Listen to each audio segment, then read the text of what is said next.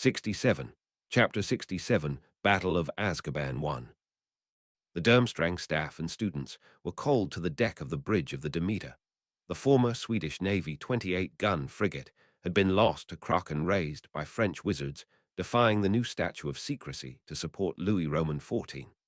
Then raised and claimed by Durmstrang to serve as both its international transport and snub to Beauxbaton for its graduates' participation in a war by the Muggle French Empire. Victor had called the staff and students to a meeting on deck to discuss the fate of Headmaster Karkaroff.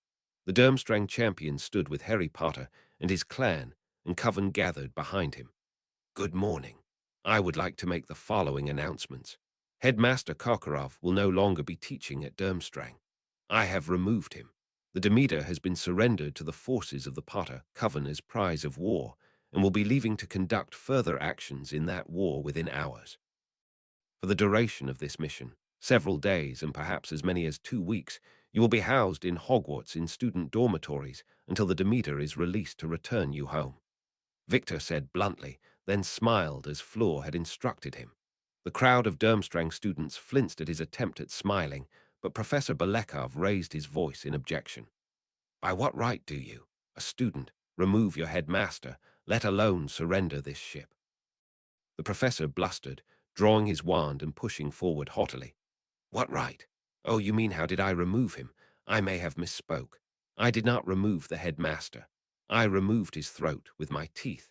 I found him masked as a Death Eater serving the mass murderer Voldemort in attempting to murder my fellow Triwizards champions as part of his coup here in Britain. I tore out his throat and offered Harry Potter the use of this ship in his war against Voldemort. If you wish to join the glorious struggle to fight the Dark Lord, pitting your skill against the most notorious mass murderer in recent history, then stay aboard. Otherwise, the gangplank is to the port side. Please clear it as Hogwarts, Beauxbatons, and the Goblins have delegations of combat troops to load." Victor nodded as if happy to have clarified the confusion. Many of the students reacted with shock, fear, or outrage, but about a third began to chant, "Crumb, crumb, crumb." The chant began, and the students chanting it first raised, then lit their wands in open support and allegiance. Victor nodded as if satisfied that those who had chosen to follow him had been the ones he had hoped to stay with him. Victor turned to Harry and with a smile said softly, "So many will follow me, even into piracy. I had hoped, but—" Harry reached out and gripped Victor's shoulder. "You are Durmstrang's champion, not just a Quidditch star. I mean, these people have been with you for their entire school lives. They know you. You are friend to many of them, inspiration to many of them, and considering what you told me about Karkaroff, protection for no small number of them as well."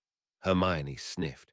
"You won't be a pirate. I talked to Griphook and he talked to Ragnarok. We will not be pirates. We will be privateers." Victor blinked. "What is the difference?" Fleur had been leading a large delegation of Beauxbaton students up the gangplank and joined the conversation. She decided to answer. "Privateers have a letter of marque and reprisal from a legally recognized sovereign that allows them to take ships at sea and to raid island and coastal ports to extract from them materials, persons, and of course revenge for acts specified enemy nations have committed against the issuing parties," Fleur said, then leaned forward to kiss Crumb firmly. Angelique Martin, Fleur's best friend, sighed. "Plus pirates are filthy scum who need to be hanged, and privateers are dashing and très romantique." Roger Davis led a contingent of Hogwarts students who were not part of Harry's clan or coven. The hard-eyed Ravenclaw met Harry at the quarter-deck and shook his hand firmly. They exchanged all the words either thought were required. "For Cedric," Roger said grimly. "For Cedric." Harry agreed Cedric Diggory had been well loved in Hogwarts. When people called him Hufflepuff's golden boy, it was an insult with some basis, as the Hufflepuff prefect had a following in all houses from those whose lives he had touched in various ways, not for any advantage or to gain influence, but just because that is who Cedric Diggory was. Watching the Dark Lord cut him down, thinking he had managed to kill Harry Potter, had not gone over well with many at Hogwarts. Some chose to blame Harry for getting Cedric killed, but most who had been aided by Cedric could think of no other choice for Cedric Diggory than stepping between someone in need and danger. That is who Cedric had always been. Even if he was the Dark Lord, even if he was a wizard Dumbledore feared to face. Many of those Cedric had helped or inspired over the years could not let his death go unavenged. Pomona Sprout huffed her way up the gangplank in a hurry. She ran to Harry's side and whispered to him urgently. Harry went white as a ghost. Professor Sprout then smiled and walked over to Neville, who stood with Susan Bones, and took a deep breath before beginning. Neville, have you had a chance to discuss with Susan about the extra credit assignment I gave you? Professor Sprout asked gently. Neville blushed deep crimson, and Millicent had to suppress a giggle that suited the Amazonian girl not at all well. Susan frowned and muttered, "The mysterious extra credit assignment that has had us harvesting a season's crop a week ever since. Honestly, I don't know what kind of fertility ritual you had Neville do alone, but there have to be limits. Even Hogwarts can't eat their way through the food we have on hand in a dozen years." Neville muttered softly, "I wasn't exactly alone." Susan turned to look at him in growing suspicion. Professor Sprout hurried to interject. Professor Dumbledore made a mistake. He and Minister Crouch brought the goblet of fire inside Hogwarts and woke it up. He woke up the cauldron of Dagda, the cauldron of heroes, and gave it a fourth champion, waking it up and reminding it that it was again called to serve the 4 cities of the Tuatha De Danann, the fair folk. When the first wizard Amagin brought the human tribes to the islands, the great Tuatha King Dagda was killed, and his cauldron taken. When we woke it here, we summoned his 3 queens. Queens the first human wizard of the British Isles cost their king. They came for what was owed. They came for a life. If Neville hadn't have offered a life given, they would have walked the walls of Hogwarts and taken lives in revenge until they felt they had taken the cost of what wizards stole from them. Neville held his head up and spoke simply. A life for a life. There was a song rising and a light glowing as something approached the ship. The song sounded in ways that stirred the blood and caused the witches' and wizards' magic to rise in answer. Kerfa, Semo Leak Mo Gilmere, Semo Shisa, Gilmere, Naef Yuaras Fain Aeon Sun Nasayan, O Cute Chugai Gisain Mo Gilmere. X2 Bims Buan Ar Buet Gachlo, Ag Ka Go Cruas Ag Tuor Narendior Mar Skilid Uim and Buchel Bayo, is Nariamta Tuarisk Uid Mo Bran. Kerfanai Heapin Kuach Bar Suek Ar Niwin, Tade Fjorchen Usel Ar Uatha Spot. Tadesith suet ar iam buet, Siambran o cute skilid, Ewan and Buchel Beo Kerfa is Caswell acute la hayang hasog. La lugade Mac Shane na embayman more. La Coureye, Ardmac Darren Wa, Tishuk Iron Trayan Artois. Kerfala Canol Sirnek Bernard Poit. La Firgas Fientach Fian Mac Roig la Conchubha Cade Mac Nais Nanas. Tishuk Epin Creeper and Choil. Kerfa X2, as the song sung by 3 inhumanly beautiful voices, weaving together in a harmony of longing and loss. The translation flowed into the listeners. Chorus, my dashing darling is my hero, my dashing darling is my Caesar. I have had neither sleep nor good fortune. Since my dashing darling went far away X2, I am perpetually worried, every day wailing heavily and shedding tears, since my lively boy was released from me, and there is no word of him. Alas, chorus, the pleasure of the cheerful cuckoo at noon is gone. The affable nobility are not bothered with sport the learned, and the cultured are worried and sad, since the lively lad was taken from me. Chorus, he is like young Eanghes, like Lughade Mac Shayan of the great blows, like Ku Rai, great son of Dare of the gold leader of Eia, strong in pursuit. Chorus, like Canol Sirnak, who breached defences, like worthy fair-haired Firgas Mac Roig, like Conchubha venerable son of Nas of the tradition, the pleasant chieftain of the Fenian branch. Chorus X2, since my dashing darling went far away. 3 fairy queens, the Morrigan Matcher, Bardiby strode up the gangplank, each visibly very pregnant, and behind them soared the still burning goblet of fire, the cauldron of Dagda. The 3 queens passed through the crowd of witches and wizards, each pausing only to kiss Neville very firmly before advancing to the prow, where they set the cauldron of Dagda to burn as both protection and warning for the warship. Morrigan kissed Neville, staring into the boy's eyes with the passion of the goddess of slaughter, hard black eyes of the battle crow burning with something that human emotions could not fully contain. A life for a life, she said simply, then moved to the prow. Matcher came, and the goddess of horses, the Gwals knew as Epona, took Neville's hair as a rider would grip their horse's mane and kissed him firmly. 3 lives were given, for only 1 taken. she said simply, and moved to the prow. Bardi came last, and the crow feathers of her cloak brought with them the fear of the goddess of battle dead that seemed to still the blood of everyone on ship, save for Neville Longbottom, who smiled shyly. She took his head almost tenderly to kiss him last. A gift for a gift, balance must be maintained. What was taken has been returned. What was taken will be returned. Susan Bones stuttered. You haven't even asked me to a broom closet. Neville turned to her and gushed. I really wanted to. Hermione face palmed and Millicent sniggered as the Tuathat Dedan goddess of death in battle winked at Susan Bones and placed Neville's hand upon hers with a wink. Angelique Martin huffed. Beauxbaton herbology is not nearly this exciting. Professor Sprout offered kindly. It was an extra credit assignment. Then smiling as Neville and Susan held hands and looked at each other with the sort of chaste longing that filled Victorian romances and generally ended in large numbers of children. Then concluded, Mr. Longbottom gives nothing less than outstanding in herbology, the Hufflepuff matron concluded. Or fertility generally, it seems. Snickered Millicent cheerfully. Luna Lovegood was staring at the goblet of fire, and her voice stilled the merriment as her eyes went wide, and her hands shot to her mouth. Sinking slowly to her knees, she looked at the cauldron of heroes where it blazed in the prow and whispered just one word. Cedric. No one had the heart to ask what she saw. Moving to the quarter deck, Harry, Fleur, Victor, Hermione, Neville, and Millicent began to plan their assault on Azkaban. Fleur broke the ice by addressing the Dementor in the room. Harry, we trust you, but while I have my Velar Allure to hold the Dementor's power at bay, none of the rest of you have any protection.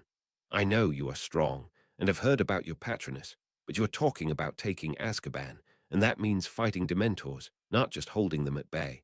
Hermione smirked. The Ministry was not very big about truth-telling and Dementors. They are not as unstoppable as people think. The light, the wild, and the dark all have magics that can destroy them. The light has unicorns and phoenix, the wild has dragons, the dark has basilisk. Victor looked over the deck at the assembled wizards and witches. How does that help us? Hermione explained. Your patroness is often your animagus form. I am a phoenix, so my patroness is a phoenix. Harry's patroness is a basilisk, so of course he turns into one, among other things. Draco's patroness is an actual dragon, and we have spent months working on the potion for him to confirm that is his animagus form. He hasn't got the power to break through to it for some reason, but that is the whole point of rituals. It said a lot about how desensitized the Triwizard Tournament had made Fleur and Victor that they did not panic when told that Harry turned into a basilisk, a creature outlawed, and hunted to virtual extinction due to a threat level beyond dragon. Instead, the focused on the strategic reality of Azkaban and the revealed numbers of Dementors. Victor grunned, then spoke. Not enough. No matter how powerful you are, you can't be everywhere. Thousands of Dementors is too much. We can't keep Patronus up long enough for you to get us into the castle where we can do something about the numbers. Ahoy ship, boat, bloody submarine. Hey, Harry, the kids are here and Remus is getting panicky about seasickness. Where do you want us? A voice that could only be Sirius Black shouted from shore. Hermione gave Harry a complicated look. When I said Harry turned into a basilisk, among other things, I may have left out a critical detail or two. Did you ever cover how basilisk mate in care of magical creatures? Fleur shuddered. It is horrible. The females lure in strong males, then bite them. If the male is strong enough, he bites back and she gets pregnant. If not, he dies and she eats him. Half the reason they are so rare is that females often lure in weak males just because they are hungry. Victor sighed. Love kills. Mother warned me of this. But he reached out a hand and held Fleur's as the two of them exchanged a look that made Hermione sigh in a bit of envy. She continued on.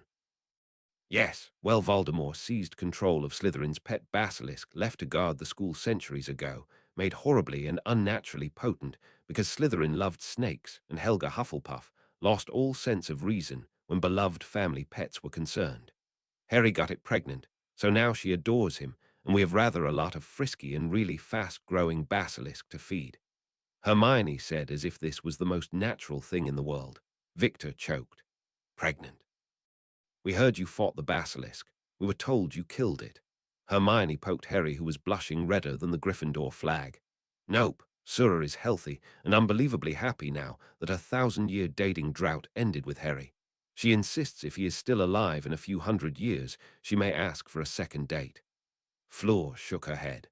Herbology, care of animal creatures, how many courses can you get pregnant in at Hogwarts? How does Beauxbaton have a reputation for decadence if the English are doing this? Watching with amusement as Harry moved down to the main deck, they watched in something like horror as Harry turned into about 40 feet of basilisk, his rune markings blazing in silver power as no less than 40 basilisks slithered up the gangplank and cheered at him. Daddy, Daddy, hey Dad. Father, are there really rats below? I was promised rats. Victor shouted down to Harry, who looked up at Victor. There are rats below. Karkaroff liked to use leaving students bound in the hold with the rats as punishment. Feel free to eat them all. Victor hissed, reflecting again how nice killing Karkaroff with his bare fangs had felt. A grim-looking Griphook in goblin armor, trailed by his wife, son and daughter, all equipped for war, along with an assortment of witches and wizards who had been caring for the baby basilisk, filed aboard. Remus Lupin managing to look terrified of sea travel while surrounded by enough basilisk to depopulate a major nation. Griphook marched to Victor Crumb and handed him a scroll. Victor looked out over a sea of terrified students of 3 schools, surrounded by cheering 20-foot basilisks poking into everyone and everything on board ship, like the world's deadliest preschool class on their first field trip, and took up the scroll to read. From Ragnarok, king of the goblins of Gringotts, to Victor Crumb of Durmstrang. By our will and direction, you are ordered to take charge of the surrendered Death Eater vessel Demeter as its captain and commander. The killings of Voldemort are an affront to the Goblin nation, its allies and friends. The attempted murder of our citizen and champion Harry Potter, the murder of the Hogwarts champion Cedric Diggory, and the subsequent murder of hundreds of Gringotts customers are deemed acts of war against the Goblin nation and proximal threats to our security and wealth. You are ordered to follow the directions of our champion, Harry Potter, in such actions as he directs to bring about vengeance upon the self-styled Dark Lord Voldemort, his agents, allies, subjects, and chattel. The lives, goods, and chattel, the lands, residences, properties, and assets real and magical of the same, are yours to seize or destroy at your pleasure. 1/4 of all mobile assets taken will be given to the Crown in tax, and the remainder will be deemed the rightful property of the Demeter crew. May your vaults flow with gold, and your blades with blood. Signed this day, by Ragnarok of Gringotts. Victor read it firmly, as if being ordered to kill, loot, and burn everyone and everything Voldemort owned or claimed was simply how one spent a Tuesday. The Durmstrang students took Victor's being very Victor about it all as the comfort they needed. The Hogwarts students went grim at the mention of both Diggory and the unknown numbers that had fallen with the Ministry. The Beauxbaton students seemed more caught up in the romance of the conflict and supplied a very necessary brightness to what would otherwise have been a very grim ship. Sirius sent Remus up with his report. Everyone is aboard, and our supply of potions is complete according to Severus. Victor shouted to his deck crew. Cast off, we submerge in 5 minutes. Turning to Harry, he asked him. So we sail directly for Azkaban. Harry grinned back. While 40 Basilisk is a nice broadside for any warship, it would give the Dementors a chance to feel once they figure out they can't face us. We're stopping at Haroldswick in the Shetland Islands. Sirius shuddered. Bloody never thought I'd be going back there. Victor asked, clearly confused. What is in Haroldswick? Sirius shuddered. Half-eaten dragon, this one killed by claw, and about 130 more of the bloody things. Fleur looked at Millicent in shock. You killed a dragon with your claw. What are you, a lion? Millicent looked offended. Do I look Gryffindor? Of course not. Shifting into her polar bear animagus, she displayed the usual size disparity in the animagus form of a really powerful witch and wizard. That being the degree stronger than normal they were, their form was a matching degree larger. As a polar bear, Millicent made a decent armored personnel carrier, or bulldozer, if they came equipped with claws that were each large enough to straddle the shortsword/dagger border. Fleur threw her hands up. I can't believe it. Victor, you are actually the normal one. Victor didn't know whether to be smug or offended, but he just looked curious. He thought about the news and what they had talked about in the Azkaban prep, and finally asked the question. When you broke Sirius out of prison, you didn't have some magical transportation or secret way in at all. You swam in, killed your way through, and took Sirius out. Victor challenged her. Millicent nodded.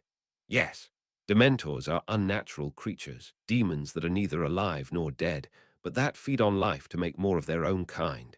Nature hates them. We are the four elementals of a full elemental coven.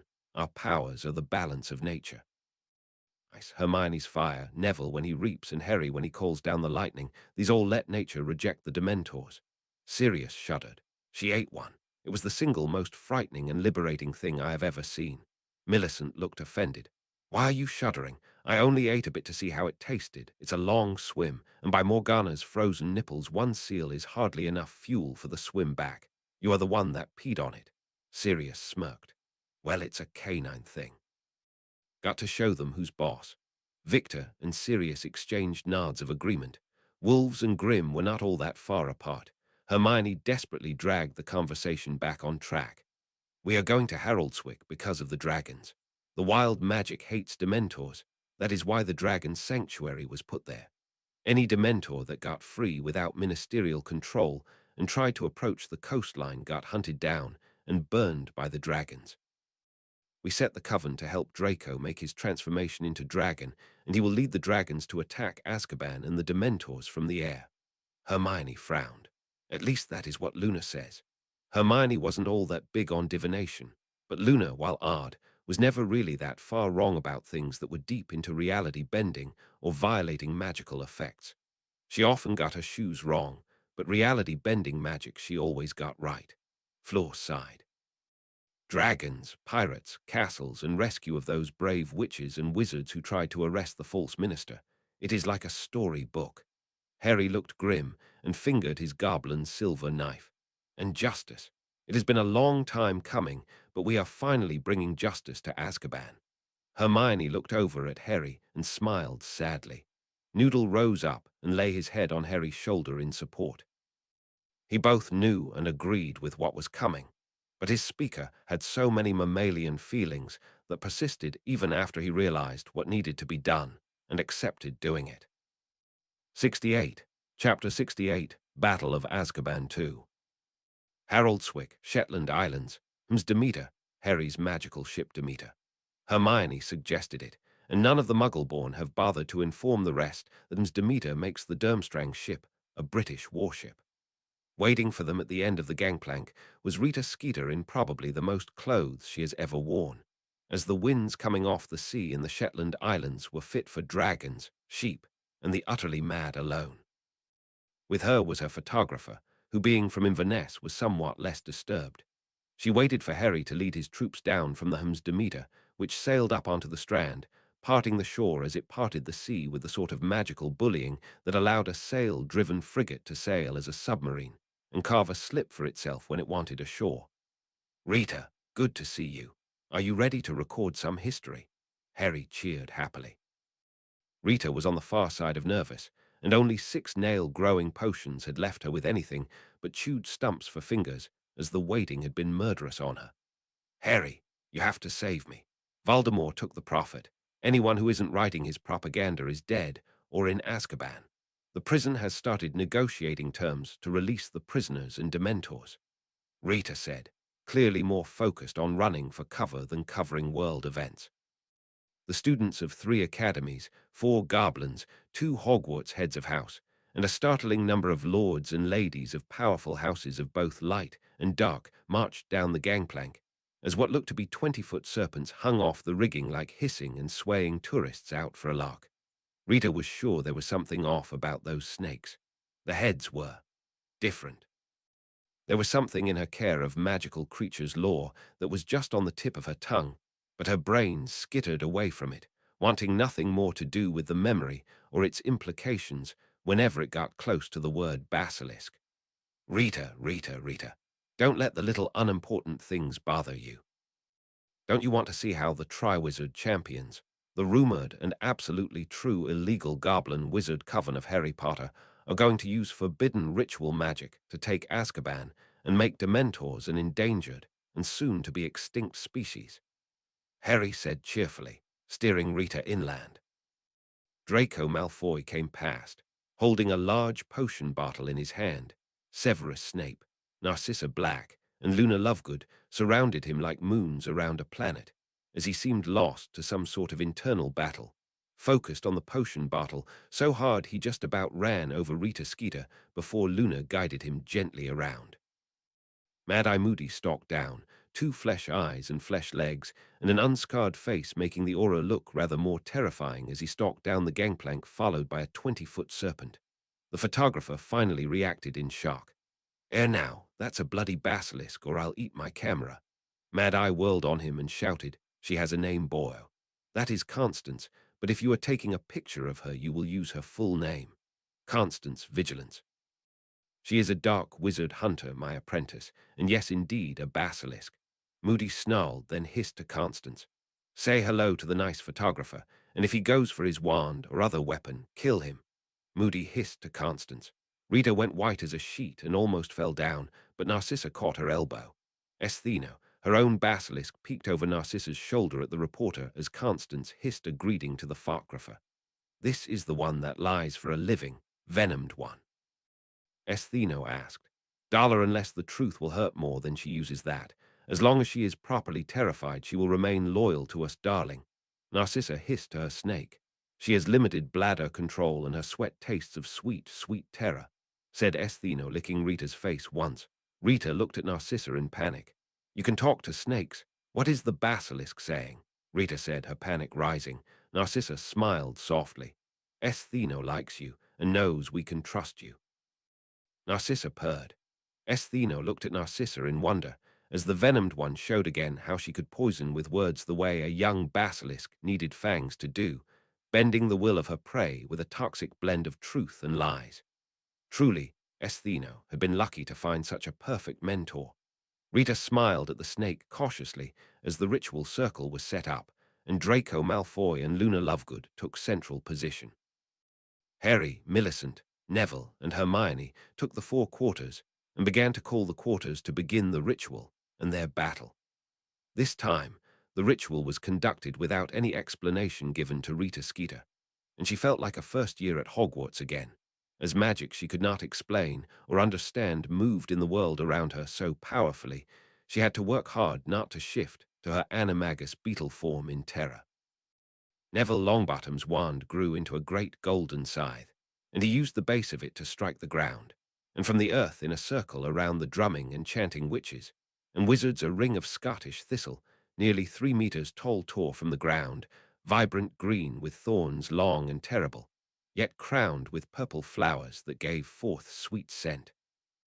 Millicent Bulstrode's wand grew to a spear of ice, so white it bordered on blue, and she struck the ground with a cry and shouted word. And the ground beneath the thistle went white with frost, and ice grew upon the thistle, turning every thorn into a cruel dagger of ice, yet not harming the plant beneath. Hermione raised her arms up to the sky, and her body ran with fire. She gave a scream closer to the cry of a bird, and the ice burned with flames of blue that burned but not with heat. The circle was warded over by earth, ice, and fire when Harry turned to the sky and with his runes blazing, raised a wand that grew into a spear of lightning and cried out to the sky and was answered. A storm wind rose and howled, whipping around the circle to flatten the bracken and heather, but not touching the thistle circle, nor moving its flames. Lightning tore down from the sky and danced across the tops of the thistle crowns, weaving a web of power that lit the face of Draco in stark relief, leaving his face a stark set of bright white lines and dark hollows, while Luna Lovegood's eyes shone with light that disturbed Rita in ways she could not actually describe.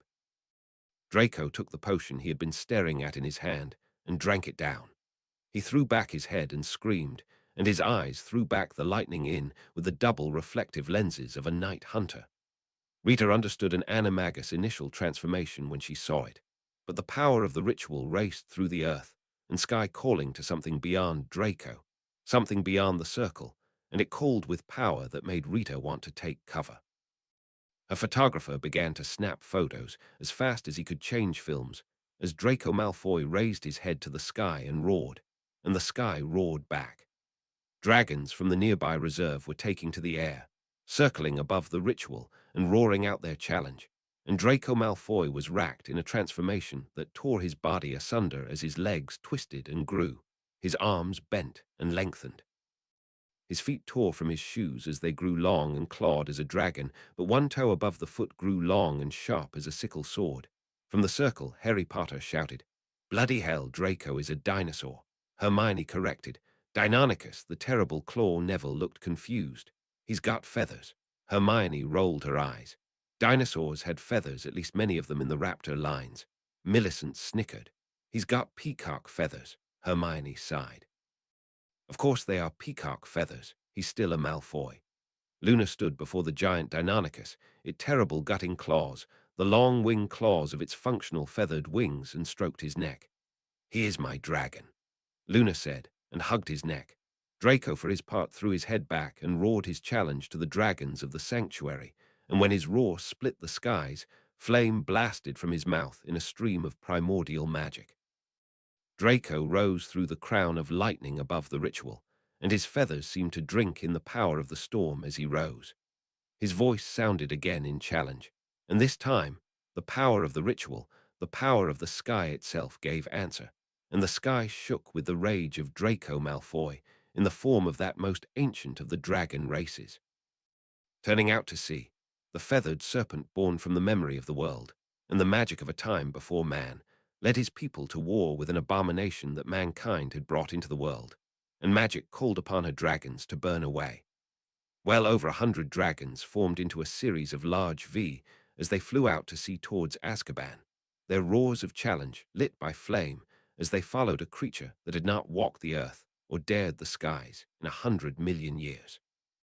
Narcissa looked at her son riding to war wearing a form too ancient and terrible for his magic to sustain without support, and her heart twisted and spasmed inside her as she knew her place was in the ritual circle, leading the team that would make the magic sustain Draco, and the work they would begin now. Harry drew upon his runes and his magic. He drew upon the circle and its connections to magic, the earth, and the patterns that nature wanted and needed. He extended himself until he felt the wrongness, the violation, the corruption that was Azkaban.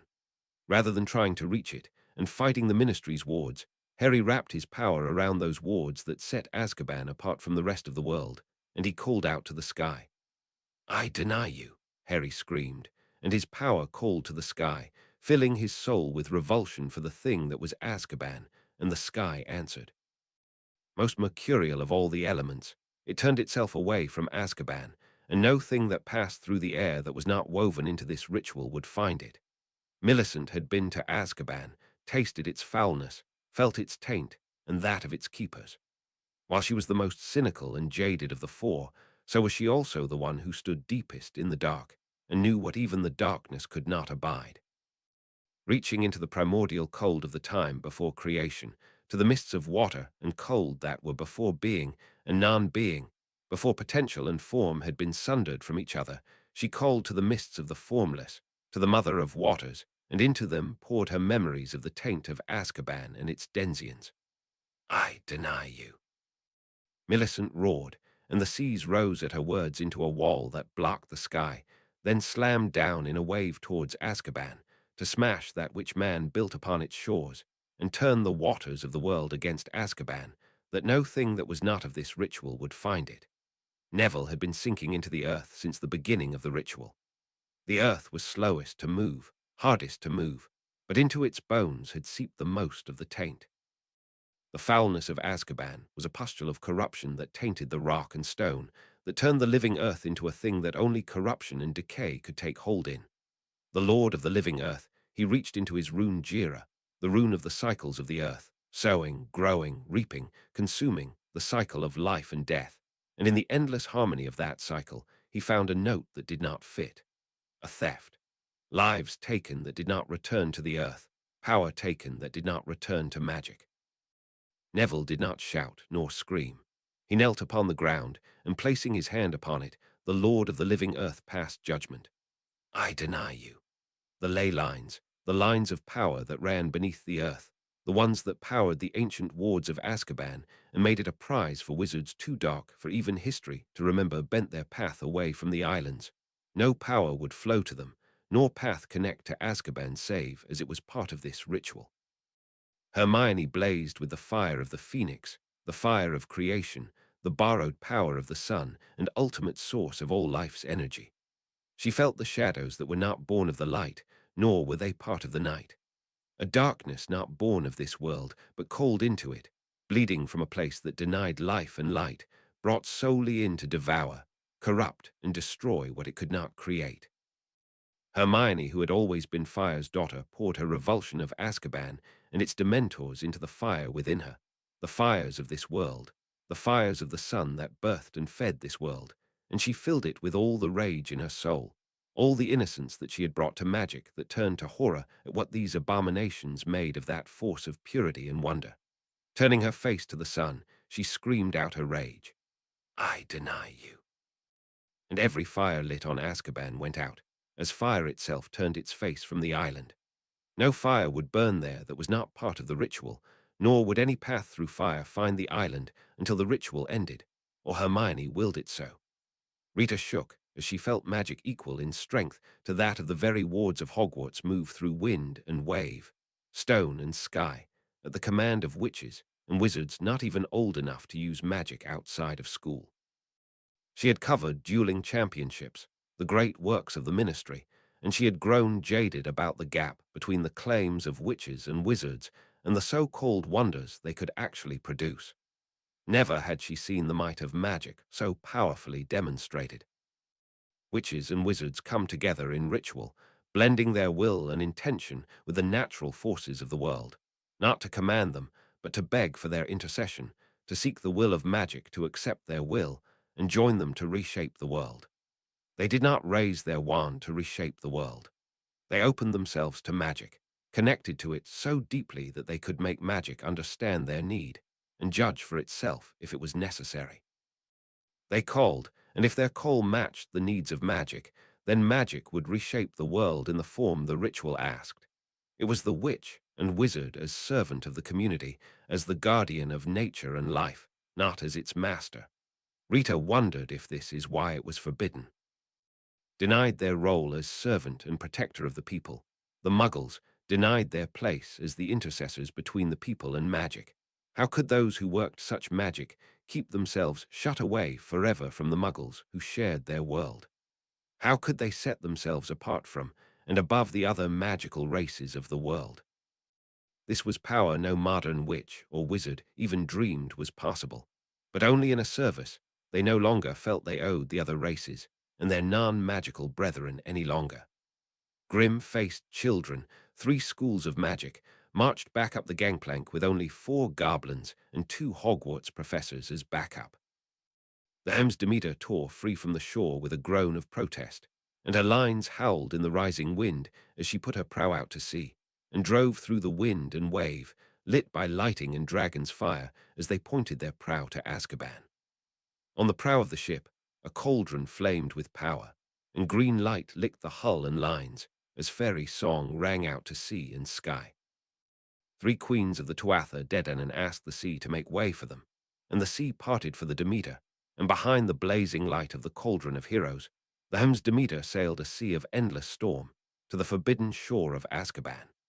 Ministry of Magic, Voldemort stood smiling, a mix of Death Eaters and properly vetted auras at his side, as he spoke to the audience of followers, and those too terrified to oppose him as he strode to the ministry flew fireplaces. Tonight, we free our brethren from Azkaban and put paid to the traitors who attempted to oppose our return. When we return, the Dementors of Azkaban will come with us, and all who thought to speak my name, all who dared to whisper of resistance, all who failed to bow down before their dark lord and his eaters of death will know the kiss of soul destruction. Voldemort said, as his followers, and those too terrified not be seen as such, all cheered. Stepping into the flue with Barty Crouch Jr. and Lucius No Name at his side, they stepped into the green flame as the Dark Lord commanded the flame simply Azkaban. When Barty and Lucius hit the Dark Lord who had reached the back of the fireplace and stopped in confusion, they actually rammed him into the back of it before stopping. wondering why the flue, which lit like it was transporting them, took them nowhere. Stepping out, Voldemort shouted, "Where is Kramer?" The head of the Department of Magical Transportation, Edmund Kramer, stepped forward, his dark mark displayed proudly as he scurried forth to serve his Dark Lord. "What is wrong with the flue? I commanded it to Azkaban, and it didn't work," Voldemort demanded. Edmund Kramer beckoned to his two assistants. He was more an administrator, but they were the magical technicians that made the system work. Like him, they had been followers in the last war and had been the reason so few people managed to escape Death Eater raids, so they gave their all to Voldemort's needs in this moment. After a few minutes of spellwork, the head technician turned to Edmund and muttered something. Edmund blanched and turned to Voldemort and whispered, "We cannot get through, Dark Lord. It is as if fire no longer remembers Azkaban." There were no portkeys to Azkaban, save the official ministry DMLE keys, so an aura went to fetch them. Taking the great prisoner transfer portkey chain in his hand, Voldemort keyed it to action, and they spun up into the air, but the space between the ministry and Azkaban refused to open to them. Their spin slowed, and the Death Eaters and Dark Lords settled back to ground. This time Barty Crouch did the spell work to confirm what his own senses told him. "Dark Lord, it is as if the sky no longer reaches Azkaban," Barty said. "Impossible," roared Voldemort. Then, after a heartbeat, "Dumbledore, the old fool, has found some way to shield the island, to cut it off from us, probably trying to deny us access to our troops and the Dementors. All he can do is delay us, not deny us." Turning to Lucius, he smiled softly. "Lucius, my old friend, take a team of our Death Eaters and go free our brethren. If you have to broom, then broom.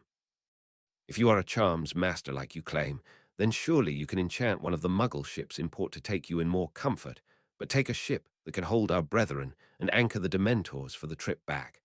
Hogwarts is the next target, and we will need the Dementors and our captured brethren before we dare face those defenses.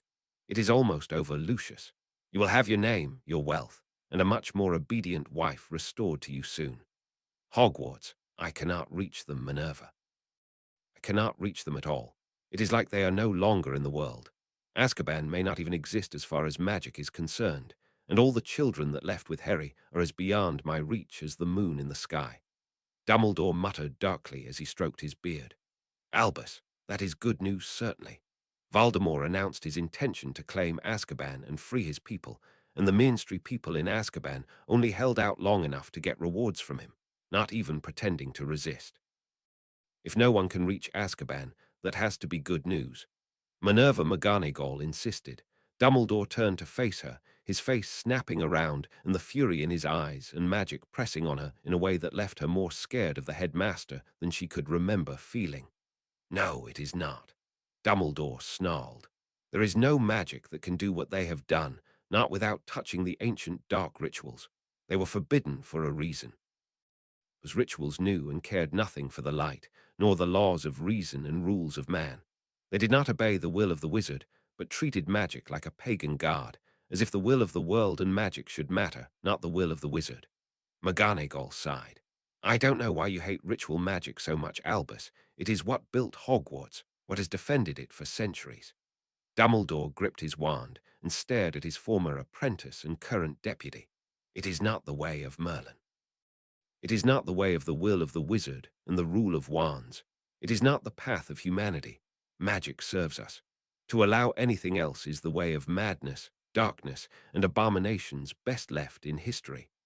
McGonagall wondered if this is how Morgana felt, facing Merlin so long ago. When had Albus Dumbledore crossed from champion of light to fanatic? There was magic before wands, and a time when witches and wizards openly sought to learn the will and needs of the land and peoples before working magic in their name and for their benefit. She felt herself wonder, just for a second, if the Lord of Light served the light, or simply ordered it to serve his own will. No, that path she dared not walk. Albus Dumbledore was the champion of light, the one who had been their salvation against Grindelwald and their only hope against Voldemort. She just wished he would trust her more and be open with Harry Potter about his sacred role in saving them from the Dark Lord. He was a good boy. If Dumbledore only told him the truth, surely he would not hesitate to sacrifice himself to save them all. She had to trust him. Britain had already fallen. Dumbledore was all they had. Azkaban prison warden Kim Philby wrung his hands, testing again and again that his wand was at his hip and his protection amulet was around his neck. I can't even get a Patronus message out. The flu doesn't work. I can't apparate to the Shetlands, let alone the mainland. The dark has been smashed, and any attempts to fix it get smashed faster than we make it. It is like the sea has gone mad. The storm is terrible. The Dementors won't fly any distance from the castle, even though the wind shouldn't really affect them as much as something that was, all the way real. Colonel Volker said. The chief mage of Azkaban looked at his director as the two of them fought down a shudder at the true nature of their guard force. Warden Philby pointed to his faux glass. The rise and fall of a sailing ship cutting through the waves and storm like a knife through an unprotected throat showed in the faux glass. A strange fire danced on the prow and over the ship, and lightning seemed to dance around it like an escort. That is the Durmstrang ship. I know Karkaroff isn't driving it. Karkaroff is dead. The Dark Lord doesn't own it, and the last place it was docked was Hogwarts. I can't see anything except that it is coming. If Dumbledore is on that thing, what are we supposed to do about it if we can't summon the Dark Lord for aid? Warden Kim Philby whined. Colonel Volker sneered at his cowering boss, a bureaucrat hard to respect serving the ministry, and harder to respect serving a Dark Lord who took power based on his personal strength, not family connections. We have thousands of Dementors, and about 60 Death Eaters to augment our own 20 auras. Even if that is Albus Bloody Dumbledore, he isn't Merlin. No one can face 1,000 Dementors and live. Colonel Volker's voice shook a bit at the end of that statement. Being in Azkaban changed a man, as a prisoner more so than as a guard, but it was a matter of degree, not direction. Those who thrived as guards of Azkaban were more comfortable with horror and torment. The saying went, you don't have to be a sadist to work here. You have to be a sadist to survive here. Every sadist on the guard force had grown both more comfortable with Azkaban and more terrified of Dementors in equal amounts. New guards who hated the demons of despair never lasted. They transferred out largely before they could discover, let alone attempt to report the abuses by the guards themselves. To say that none of the guard force had a problem with siding with the Dark Lord was a true statement, but to say that all of them were terrified of Albus Dumbledore, the self-styled Lord of Light, was putting it mildly. They feared Dumbledore like they feared the truths they learned about themselves here on Azkaban. Enough fire whiskey could make self-reflection stop, but Dumbledore on a frigate was a bit harder to face. Dementors were all they had to trust in. The Death Eater former prisoners and their own power were a thin reed to hold to against the might of the defeater of Grindelwald. Then again, the prison didn't just hold all the ministry's prisoners, but its dirty secrets as well. Forbidden research, forbidden funds, forbidden objects. All the things the ministry wanted, but could not ever admit to having, were housed in Azkaban. After all, even the auditors here never strayed below the maximum security wing, and very few descended that far. Warden Philby gave in to his fear and indulged in a fit of common sense. Break out the forbidden weapons. Get ready to set loose the werewolf packs the unspeakables were doing their little experiments on. Spool up the wards. I know the ley line stopped working, but we have enough runic power crystals here to run it for days without worry, and that damned ship is moving too fast for my liking. Hums Demeter, closing on Azkaban Island. Land ho! Harry shouted, his sonorous charm reaching the deck as he and Noodle enjoyed a nice seat on the crow's nest. The snake had taken to the rigging like all of his kind, with absolute joy, and Harry, being a beater, thought whipping back and forth through a stormy sky, clinging on barely with a let to a bit of wood, sounded like a smashing way to spend a morning. Alastair Moody shouted, because he didn't need a sonorous charm, and people generally listened to him. Anybody who isn't Potter, keep your eyes down. I spelled your wizard hats to stay on in this blow for a reason. A basilisk are in the rigging, and when they clear for action, anything that sees their eyes dies. Just worry about sea level and about spell stuff like proper witches and wizards. Moody shouted, as Victor Crumb surveilled the scene through his omnioculars. Dementors ho! Off the starboard bow, about 1 kilometer and closing fast. Clear for action. Victor shouted, his own sonorous blasting up the rigging as Harry used his power as speaker, the speaker, to hiss commands to the basilisk in the rigging. Clear for action. The sky is our hunt. We kill all the dementors that pollute our sky near the ship. We do not look past Azkaban where the dragons roam. Mind your ox. Daddy is with you, make mother proud. Kill dementors, Harry hissed. High in the crow's nest, Harry drew his wand and hissed, Expecto Patronum Dollar. Shifting into his basilisk form, Harry felt the parcel magic version of Expecto Patronum work its odd magic, weaving his soul-powered Patronus into his animagus flesh. Normally, to sustain this would be almost impossible, as it took so much energy, but plugged into the ritual, the power of the sky flowed through him, and he shone like 40 feet of goblin silver. Then he opened his eyes, and opened them again. The great magical lids that reduced his gaze to safe, then the ones that reduced it to petrifying slid away, and the naked power of the basilisk, amplified by his runes of power, and amplified again by the magic of his Patronus, burned through his eyes and blazed out like searchlights, and where they touched the shadow and taint of a Dementor, that Dementor fell into the sea screaming as it dissolved. His children opened their own eyes, and from their eyes the magic of Slytherin's monster blended and amplified by the blood of Harry Potter and its connection to not only the coven, but the ongoing ritual filled them with power, and 40 sets of eyes blazed the fury of magic towards that which violated her sacred order. The basilisk was magic's answer to decay and death, magic's ultimate destroyer, and amplified by the ritual circle, that magic blasted out at the sky full of howling dementors and began the reaping. On deck, Fleur de Lacre stood surrounded by witches only, as the magic she made now belonged to her Vila bloodline and was for women only. She drank in the power of those witches who had pledged to support her from Beauxbaton, and she channeled it into her Vila power. Vila were creatures of charm and fire, creatures of fairy that had been left behind when the fairy turned sideways from the world and left to make their own way in a human world that loved them not, but would use them if it could. The heart of the Vila was fire, the passion, the fire of love, lust, life. They were a fragment of the primal act of creation, given flesh and will. The allure was treated by wizards as if it was a simple lust spell, and it could indeed be used at its crudest level for that. At its heart it was something else, something more pure and potent. Fleur de Lacre was the greatest living Vila with her allure. She had learned it to a degree not seen in centuries, not seen since the Statue of Secrecy drove their entire world underground from the mortal one. With the power of a dozen witches augmenting her, she stretched out her allure and touched all of those aboard the Demeter.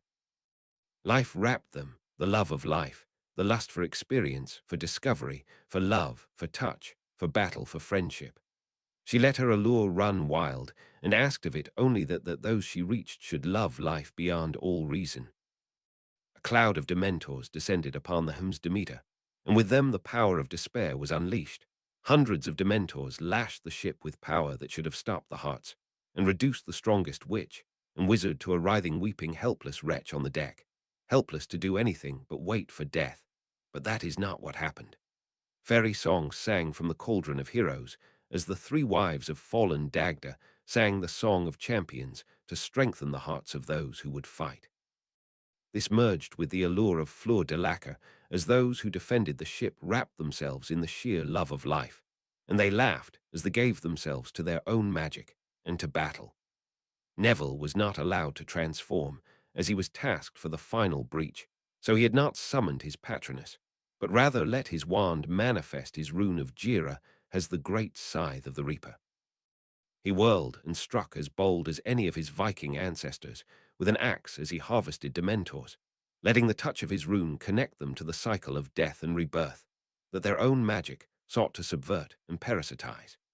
3 singing queens stood around him, the great bronze blades of the Tuatha De Danann striking with the inhuman speed and power that made the Morrigan, Matcha, and Bartleby into goddesses of battle, remembered centuries after their folk turned sideways from the mortal world. The despair of the Dementors touched them not. They were not, had never been human. Their blood was filled with passions that were their own, but not those of men. Despair and fear, like age and time, could not touch them, so they killed with a song on their lips, and a joy that wove itself into the Vila allure as if written to be one song. A great polar bear stood the size of a truck, its white fur shining with the patroness magic, its aura a white cold that left each Dementor it struck frozen and shattered. Beside it raged two scarlet lions who blazed with a golden light, defending her flanks with the seamless teamwork that made them seem almost one creature. Those who noted that battle with endless diving Dementors resembled beta drills, and that the Weasley twins and Millicent Bulstrode were legends at that very position, are indeed not wrong. As the castle of Azkaban loomed before them, the great runestones of its outer defenses blazed with power. If they could not hold forever, they had never been breached by any force in history. Neville reached into his potions belt and withdrew 2 potion bottles. In them were seeds and nutrients, banishing them with a shouted depulso. His wand directed each to a runestone, and as they shattered, the seeds hit the rune-marked stone, and life blossomed under his will, and inside the song of the ritual that still sang from far off shore. Roots dug deep into the stone, shattering the rock in which the runes were anchored, and their formation came apart. As the magic destabilized, power roared wild, and Hermione shouted, "Kenaz," as she took that unleashed power and turned it into the fire of primal creation. The runestones of Azkaban shattered and burned, lighting the castle and the defenders in a firelight that was all the more terrible for the cold darkness of an Azkaban in which no fire would burn without Hermione's will. Warden Kim Philby had failed in his loyalty to the Ministry, so his failure in loyalty to Voldemort should not have been that much of a surprise. As his guards and the Death Eaters prepared to give battle to the ship that they feared contained Dumbledore, he saw the great wardstones of Azkaban shatter and fall, the stone actually burning as it fell into the sea. All hope died in him then, for anything but escape. Clutching the firebolt that had been his one concession to luxury, Warden Philby took to the sky away from Azkaban, aiming not for the Shetland Islands and Britain, but for distant Norway. Dementors answered to his call, hundreds of them surrounding him. He knew if he used his authority to let them free of the Azkaban wards, he was dooming thousands of Norwegians to die to Dementor attack before the Iqua and the Denmark and German ministries could possibly contain them. But he would live. That is what he thought, right up until the roaring reached him. Looking upward, Warden Philby saw dragons, hundreds of dragons from the Shetland sanctuary and the Norwegian dragons from Vraga descended on him and his Dementors. The sky was torn by storm he and the Dementors had to fight, but it only made the dragons soar faster, as the wild magic beasts drew upon the magic of storm and ritual to give themselves to the task dragons were born for, to purify the world of unclean magics. The fires of creation blazed from their mouths, and a fire that was more than simply an element, a fire that was the ideal of purification and cleansing cut into the Dementors, who burned like so many paper lanterns in a torch. The Dementors did not go down without a fight, as they turned to claw and bite at the dragons, the undead Dementors being a mockery of life, a parasite to it, and being forged of despair and corruption, they were willing to die to drink the pure and shining souls of dragons, even once before they passed. The Dementors began to swarm the dragons, seeking to bring them down by numbers if nothing else. One dragon, a feathered serpent smaller than the great scaled larger, but somehow lesser beasts of this fallen age, shone with a rainbow of light as each peacock feather blazed with the silver light of a patroness powered by a ritual unseen in hundreds of years. That rainbow light drove back the Dementors, forcing them to flee before the dragons, even as the flame and fang of the pursuing dragons cut them down. Philby looked upon that shining dragon, and its rainbow light laid his every dirty secret and shameful deed bare. Ignoring the struggle to stay on his broom, he drew his wand and screamed his denial at the cleansing of his treasured Azkaban. "Avada Kedavra," he shouted, and a jade beam of soul-cleaving death lanced at the shining rainbow dragon.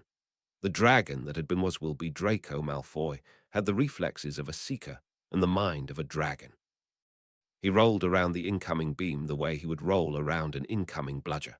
For a second, he wondered who or what this thing was that dared to fly the sky that belonged only to dragons, and who it was that sought to come between him and his prey.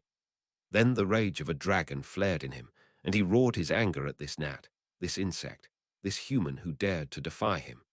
Warden Philby fell in flames to a storm-tossed and uncaring sea. In the sky between Azkaban and Norway, dragons banished darkness with flame and fury. Not one Dementor reached shore. When the sky was clean, Draco scanned the sky and saw hints of darkness over distant Azkaban. They stained his sky. With a roar, he beat his tired wings back seaward, and all but the most injured dragons took to the hunt with him. The wind rose beneath their wings, and the great beasts rested as they soared, their bodies restoring the flame within them. There was corruption in the skies, and the magic in their blood demanded they cleanse it. To Azkaban they returned. 69. Chapter 69, Let's Do War Crimes. Whence it is to be noted that in taking a state the conqueror must arrange to commit all his cruelties at once, so as not to have to recur to them every day, and as to be able, by not making fresh changes, to reassure people and win them over by benefiting them. Niccolo Machiavelli, the prince. Harry shouted to Victor. You and Fleur hold off the Dementors with the Basilisk Corps. Hermione needs our help to do war crimes. Victor, aye, expecto patronum. Victor shouted, and his silver wolf patronus began to rage along the deck aft to drive off the Dementors lucky enough to come in low and aft to avoid the Basilisk close air defenses that swept the tides of Dementors from the sky. The roaring and flames behind the castle argued the close air support was beginning to move back towards the castle, the earlier sortie towards Norway having been engaged and destroyed by Draco in all his rainbow peacock, and better not forget dragon glory. The bow of the ship was Dementor-free on sea level as the cauldron of the brave, cauldron of Dagda, goblet of fire. However you styled it really didn't like Dementors. Those that strayed within so much as the light of its beacon burned in flames and fell. The three Tuatha Dé Danann battle goddesses with their terrible and thirsty bronze swords seemed to enjoy cutting down any that strayed close to the deck, in a way that showed that fairy maternity clothes put more emphasis on does it look good in blood spatter than was common in the witch community. Against this backdrop, Hermione, Neville, and Millicent were gathered around their own cauldron just before the mainmast. Harry, I have told you before it is not a war crime because... Hermione began. Harry gave her a quick hug. Because the ministry fell, we are a nation that has not signed any treaties with anyone, even the Iqua, so we don't recognize any international law, so nothing we do in war is actually a crime. That is the best way of announcing we're about to do war crimes I have ever heard, and I am totally on board. Hermione endured the hug with a sigh. That is not the takeaway I was hoping you would get, but you are not factually wrong. Millicent laughed. Oh, you sweet summer Hufflepuffs. Only now do you come to realize why we have all those quotes on the Slytherin common room wall. This one is totally a Machiavelli classic, out of The Prince. Let me see if I have it memorized. Whence it is to be noted that in taking a state, the conqueror must arrange to commit all his cruelties at once, so as not to have to recur to them every day, and aid as to be able, by not making fresh changes, to reassure people and win them over by benefiting them. Neville looked at her in suspicion. Can you translate for the morally gifted and philosophically challenged? Harry translated. No, that one Mom taught me. It means everything bad you are planning to do you hit them with first, so they get a good idea that fighting you is going to end really badly. Then you do the good stuff slowly, to teach them obeying you is going to work out well in the long run. Neville looked at Harry suspiciously. Are we still the good guys? Harry gripped his shoulder and squeezed. We were never the good guys. Dumbledore has been feeding sacrificial good guys to Voldemort since forever so he can stroke his beard and play the martyred saint of the light at funerals, pissing away every single advantage he had in numbers, skill, and support among the wizarding public, because it looks bad to kill people. Dumbledore has sold the wizarding world on the fact that good guys don't kill, they lose. Die bravely, get tortured to worse than death, lose everyone they love in a war they could have won in a week, just to prove they are nicer than the people murdering them. Sod that. We are the survivors. We will kill every Death Eater, ally, and collaborator when we sweep up his forces. If Dumbledore and the Light want to get in the way, we can do them too.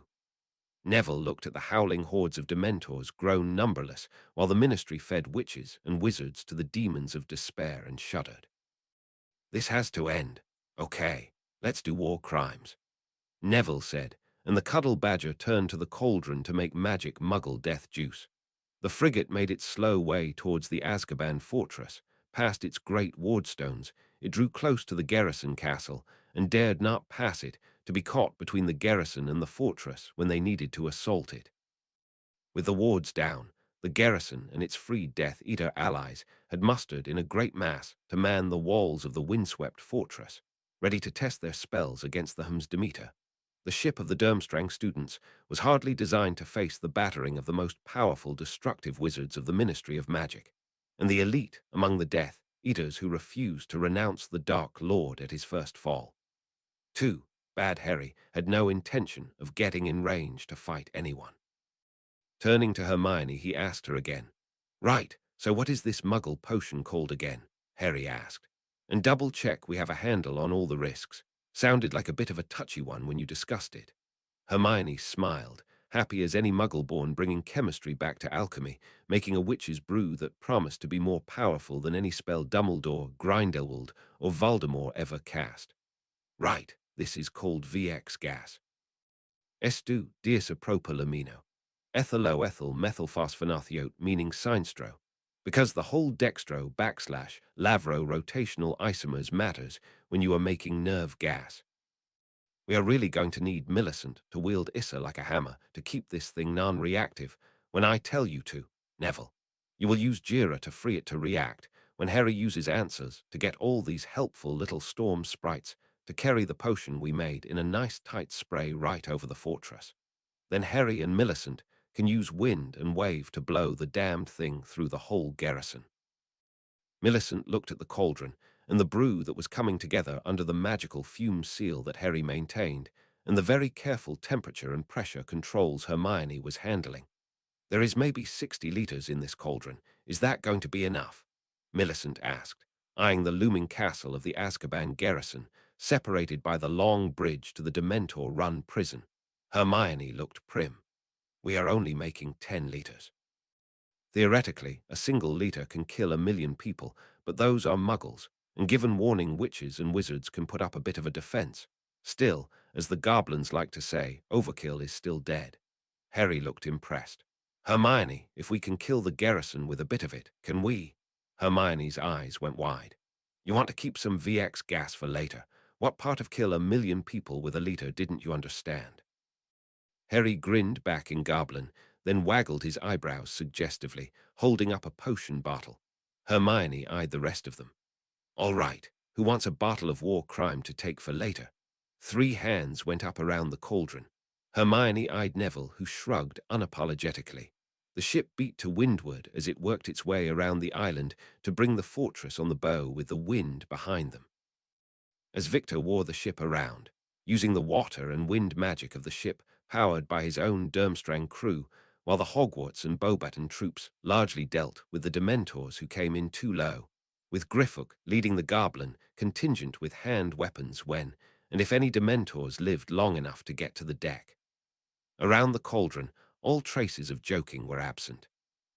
The creation of VX gas in a cauldron on a heaving ship of war in the North Sea is not something students who have not done their potions owl or newt should be attempting.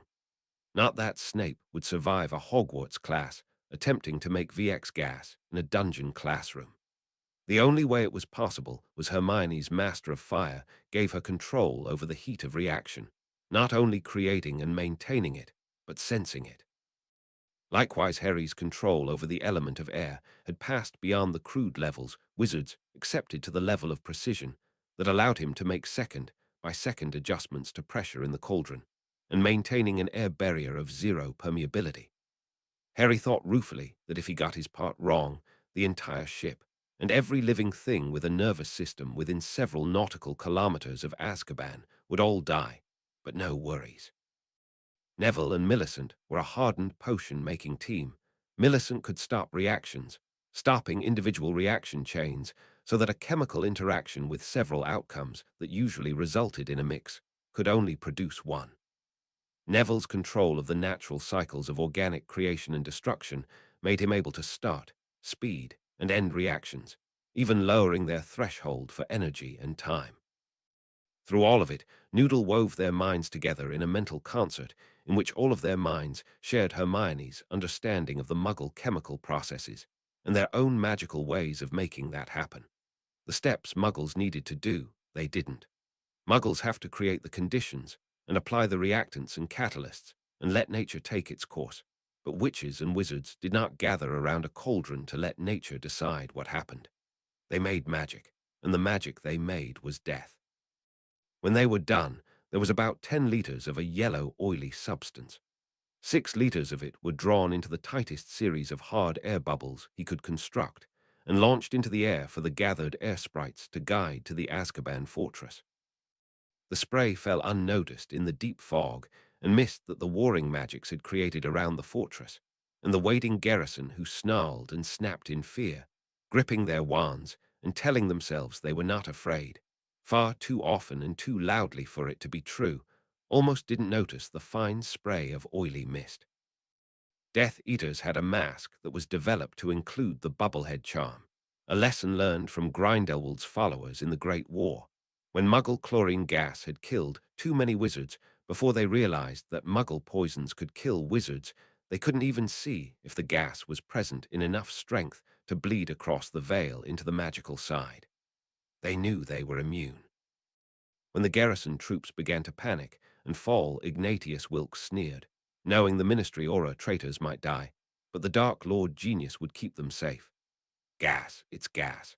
Dumbledore is using a killing gas on us, the nearest section chief shouted, as some of his wizards on the highest ramparts had already fallen, unmoving, unbreathing, and unresisting. The Ministry troops ran for their safe bunkers, slipping and sliding on stones that were already slippery from some kind of oily mist. Ignatius Wilkes was a Death Eater, and while the guards had turned for the Dark Lord now, for too long they resisted his rule, and for that he laughed as they died. Pathetic weaklings. Had you been true to the Dark Lord, you would have his protection, Wilkes said, then slipped to one knee. His leg was not responding for some reason. He tried to reach out and grab his potion belt for an antivenom, but his fingers wouldn't work. Wilkes tried to scream, but his lungs just would not help him push enough air.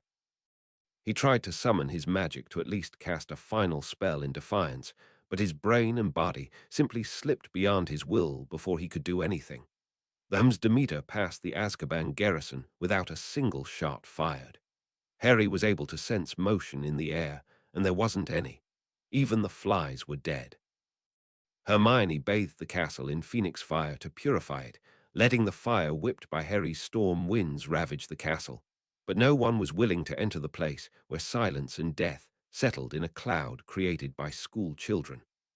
The crew stared at the silent island as the Demeter passed, and there were no more smiles or jokes. The Dementors dove inward to Azkaban, diving into the tunnels and holes of the prison fortress to escape the hundreds of dragons that roared and flamed overhead, and the ship of death that slaughtered every Dementor that dared to approach it. For centuries, Dementors had been the demons of despair, the parasites that fed on the living, but could not be killed. They had grown arrogant that in this dimension, nothing could kill them. They had known that Goblin steel could kill them. Experience with Godric Gryffindor and his sword taught them that, but even goblins could be worn down by their despair and lacked a patroness to protect them. Dementors signed a treaty with wizards when neither side was sure they could win in a war if they fought at the time. Since that time, wizards had grown soft and weak from centuries where they did not take part in the wars of the outer world. Aristocrats sparred over some resources and dueled over honor and imagined offense, but the days of the Great War wizards passed safely into legends, while the Dementors of Azkaban fed on the captive souls of the wizarding criminals and grew powerful. Deep beneath Azkaban was the Stone of Despair. Echrisdes, the dark wizard, created the stone through rites so dark those who discovered them not only burned the books, but burned the knowledge of the names of those books from their own minds. He used it as a place of torture and sacrifice, for with enough suffering, enough pain, and despair infusing human souls, a demon of despair could be conjured from the realms beyond. When the Dementors have fed on enough their prisoners, they can go to the stone and use that despair and suffering to conjure another Dementor. For centuries, while witches and wizards forgot the days of their ancient wars, and the terrible land-shattering magics that they once wielded, the Dementors grew many, and many beyond many. When Voldemort came, he offered them not the pittance of souls that the treaty gave them, but to work his will in the outer world, feeding on the lives, soul, and suffering of all who dared to oppose him. Had he not fallen swiftly, Harry wondered how long it would have been before the Dementors had grown strong enough to turn on Voldemort and sweep all intelligent life from this world, as they had their own. Those who died without heirs lose their vault's goods to the goblins of Gringotts. Over the centuries, those who had been part of the initial assault on Echrisdes, the Dark Lord's fastness at Azkaban, had lost more than one family line. Goblins hoard secrets like they hoard gold. While the wizarding world forgot, the goblins remembered. Harry knew that as long as the Stone of Despair existed, so would Dementors. Voldemort and the Ministry, even Dumbledore thought the Dementors were a necessary evil. Harry was unwilling to let any power that was not him decide the fate of the Dementors. Whatever peace would follow, the Dementors would have no part of it. Genocide was the whole point of the raid on Azkaban. Saving the captured loyalists was nice, and killing Death Eaters was always good, but the Dementor race ended today, even if Harry had to die to do it. Harry had been smiling, but not joking when he told Hermione they were here to do war crimes, but this one he was committed to. Millicent led them to the great open pit that the wastes of Azkaban were tossed down. There were bodies in all states of rot, and of the things that clung to the side, dung was the least objectionable. Dropping down on their brooms, they rode from the ship deck to the great gaping hole of Azkaban, the stench of misery and death so thick it scarred the soul. The silver light of their patroness may have driven the Dementors back, but not all the light in the universe could get all the darkness out of Azkaban. Harry, Millicent, and Hermione led the squads on brooms to secure the landing zone. There had been some wizard guards possible, but it seems that they had all joined the main garrison at the castle when the Dementors had been unleashed en masse to attack the ship. Neville used his wand to lower a boat from the ship. On it were 10 basilisk, Noodle, 3 fairy queens, and 1 flaming cauldron. The song of the cauldron drove Dementors away, but the basilisk would be of less utility in the prison, as innocent prisoners were scattered throughout the prison. The strike teams were on their own, driving deeper into the castle, driving up to the occupied portions of Azkaban, where the last holdouts remained. Harry ducked for cover as a transfigured suit of armor charged down the corridor at him, and he almost got himself killed as he stepped out to blast it, and a cutting curse passed under his legs, only his reflex jump saving him from being cut off at the knees. One step forward and I will kill the prisoner. It's one of your friends, right? It's an aura, one of the ones who tried to arrest the minister. The witch shouted back. Harry snarled, readying himself for a dive around the corner, trusting his reflexes to save the hostage and get his spell off before the renegade guard did. Millicent, who had dealt with the transfigured armor by simply using her rune on it and stilling the magic in it, wove her own magic into it, letting Hermione chisel a quick rune formation for remote control on it as she pulled objects from her storage. She waved Harry off. She whispered, "Don't get all Hufflepuff on me now. This is a Slytherin situation. Let's be bad guys." Putting a Death Eater mask and robe on the armored suit, she got ready to march it down the corridor after the holdout. Millicent called out, "How about an exchange? I will let one of your Death Eater buddies go, and then you give me the hostage." Millicent offered with a worried voice. "You aren't going to let us go. Everyone in the castle is dead. That is all the message we got." "Everyone is dead. You're going to kill us. Why should I believe you will let us go?" the renegade guard asked. Millicent had Hermione march the armor dressed as a Death Eater forward, the stunning potion strapped to its chest beneath the robes. "Someone needs to show good faith. I will send your friend ahead to show that those who surrender are safe. Then you can send your hostage out next. Does that sound fair?" Millicent asked, and Hermione face palmed as her innate desire for honesty in communication met the tactical realities of an assault in which no prisoners were being taken. The armor marched around the corner, and before the renegade guard could react, Millicent pointed to Hermione, who cast a silent flame spell to ignite the robes, then caused the automaton to wave its arms around and stagger like it was on fire. Pointing at Harry, Harry gave the most convincing screams of someone burning alive as possible, and when the witch tried to banish the flames burning her Death Eater friend, the stunning potion went off with a bang. Walking around the corner, they found two figures collapsed in a heap, a bound and gagged Amelia Bones, and a stunned renegade guard whose throat Harry cut without a second thought. Coming to and spitting out her gag, she accepted the wand of the dead guard and looked at Harry cautiously. "Killing prisoners is illegal," Amelia said. Harry squatted in front of her and looked Susan's aunt in the eye. "Wizarding Britain fell. Voldemort took it. Azkaban was part of his nation, and now it fell to me and mine. There is no law here but what we say there is. The law is that those who have gone to war with Coven and Clan will die. Those that serve Voldemort will die. All of them. There will be no third blood war in another decade, when enough people we let wiggle out of punishment convince enough of the sheep it wasn't really all bad the last time, just because they want to hate or feel superior to some other group. One kind of person is leaving here, those who are willing to fight Voldemort. Those who are willing to live alongside witches and wizards of all blood status, those who are willing to work alongside the other magical races, not as rulers, but as partners in the magical world. Everyone else dies. Amelia Bones, former head of the DMLE, looked at Harry and whispered, "You think you can do this, you children?" Hermione sighed and moved past Amelia as Millicent reached down to pull her up. "We kind of have to," the Amazonian Slytherin beater said with a grin. Millicent came to a stop before a familiar cell. When she came here last to free Sirius, she had shattered the door and killed a very much resisting Bellatrix Lestrange. Now she was facing a very much alive and very protectively standing Arthur Weasley, with two witches in guard uniforms hiding behind him.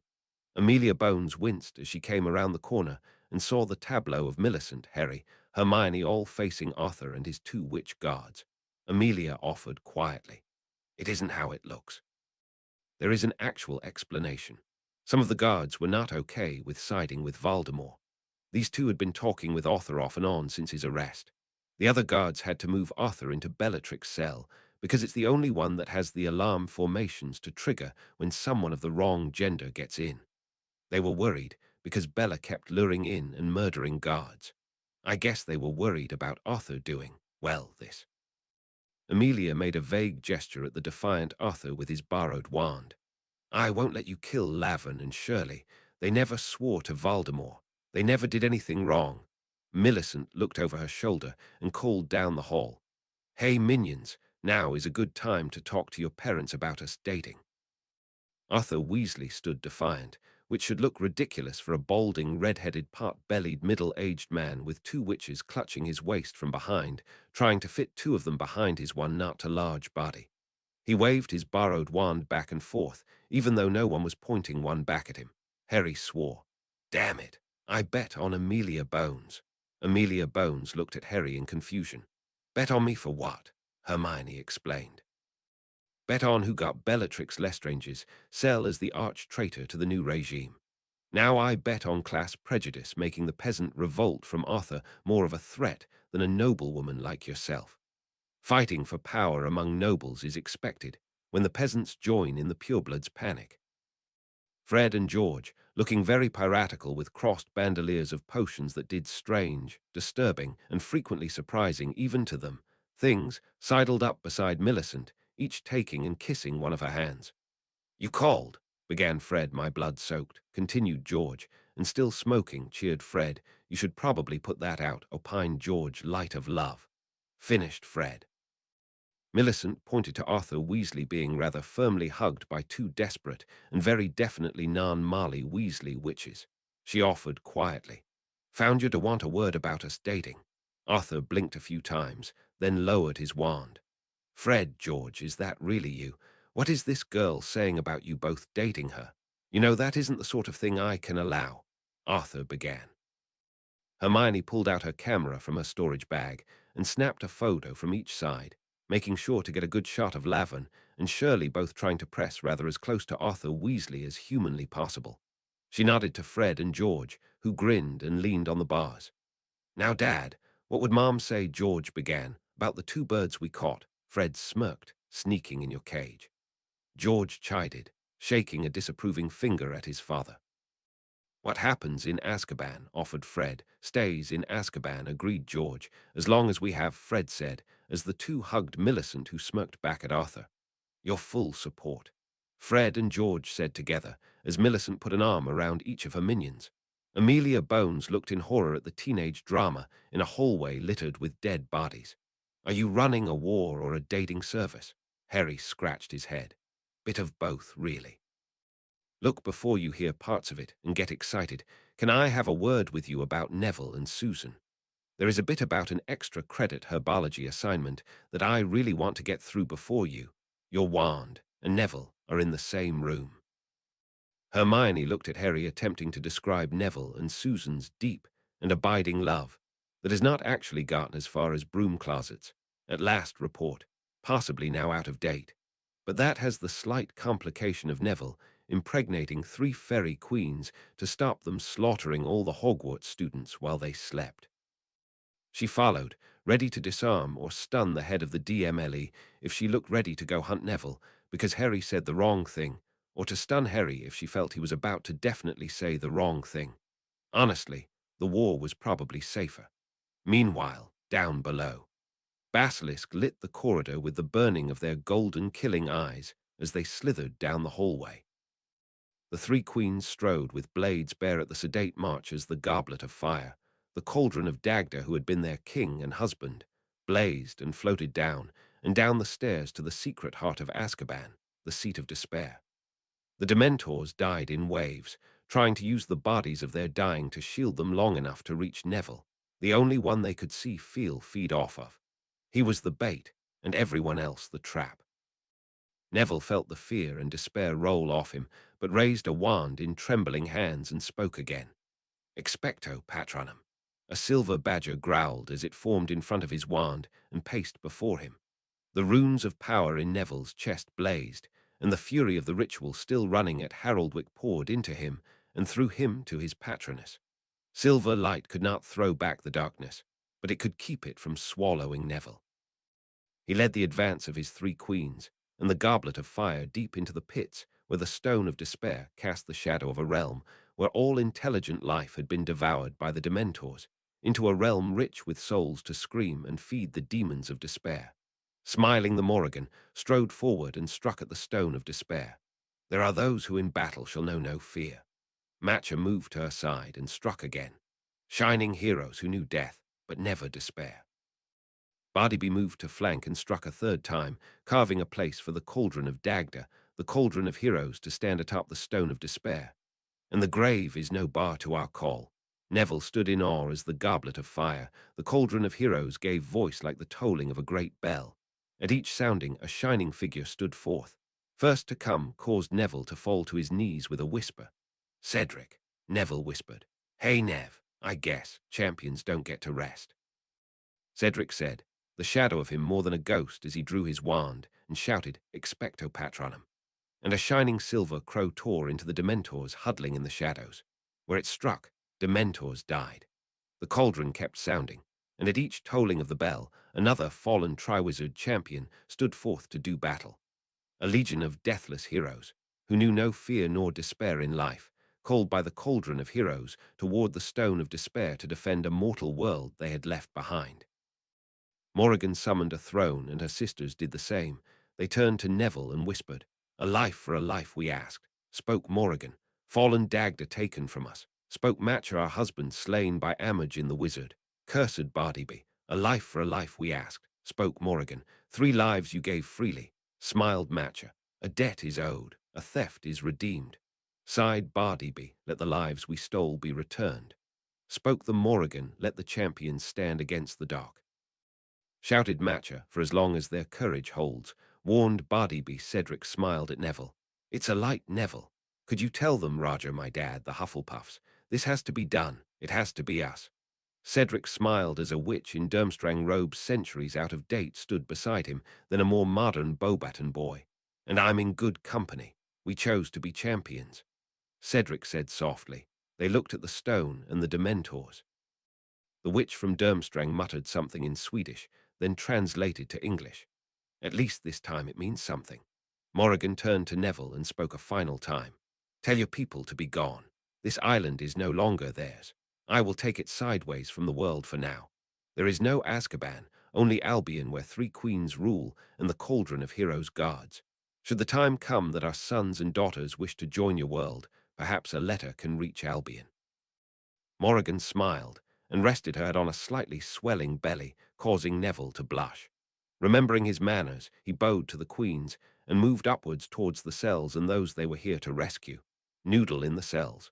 This was his task. Speaker had given it to him, for none other could do it.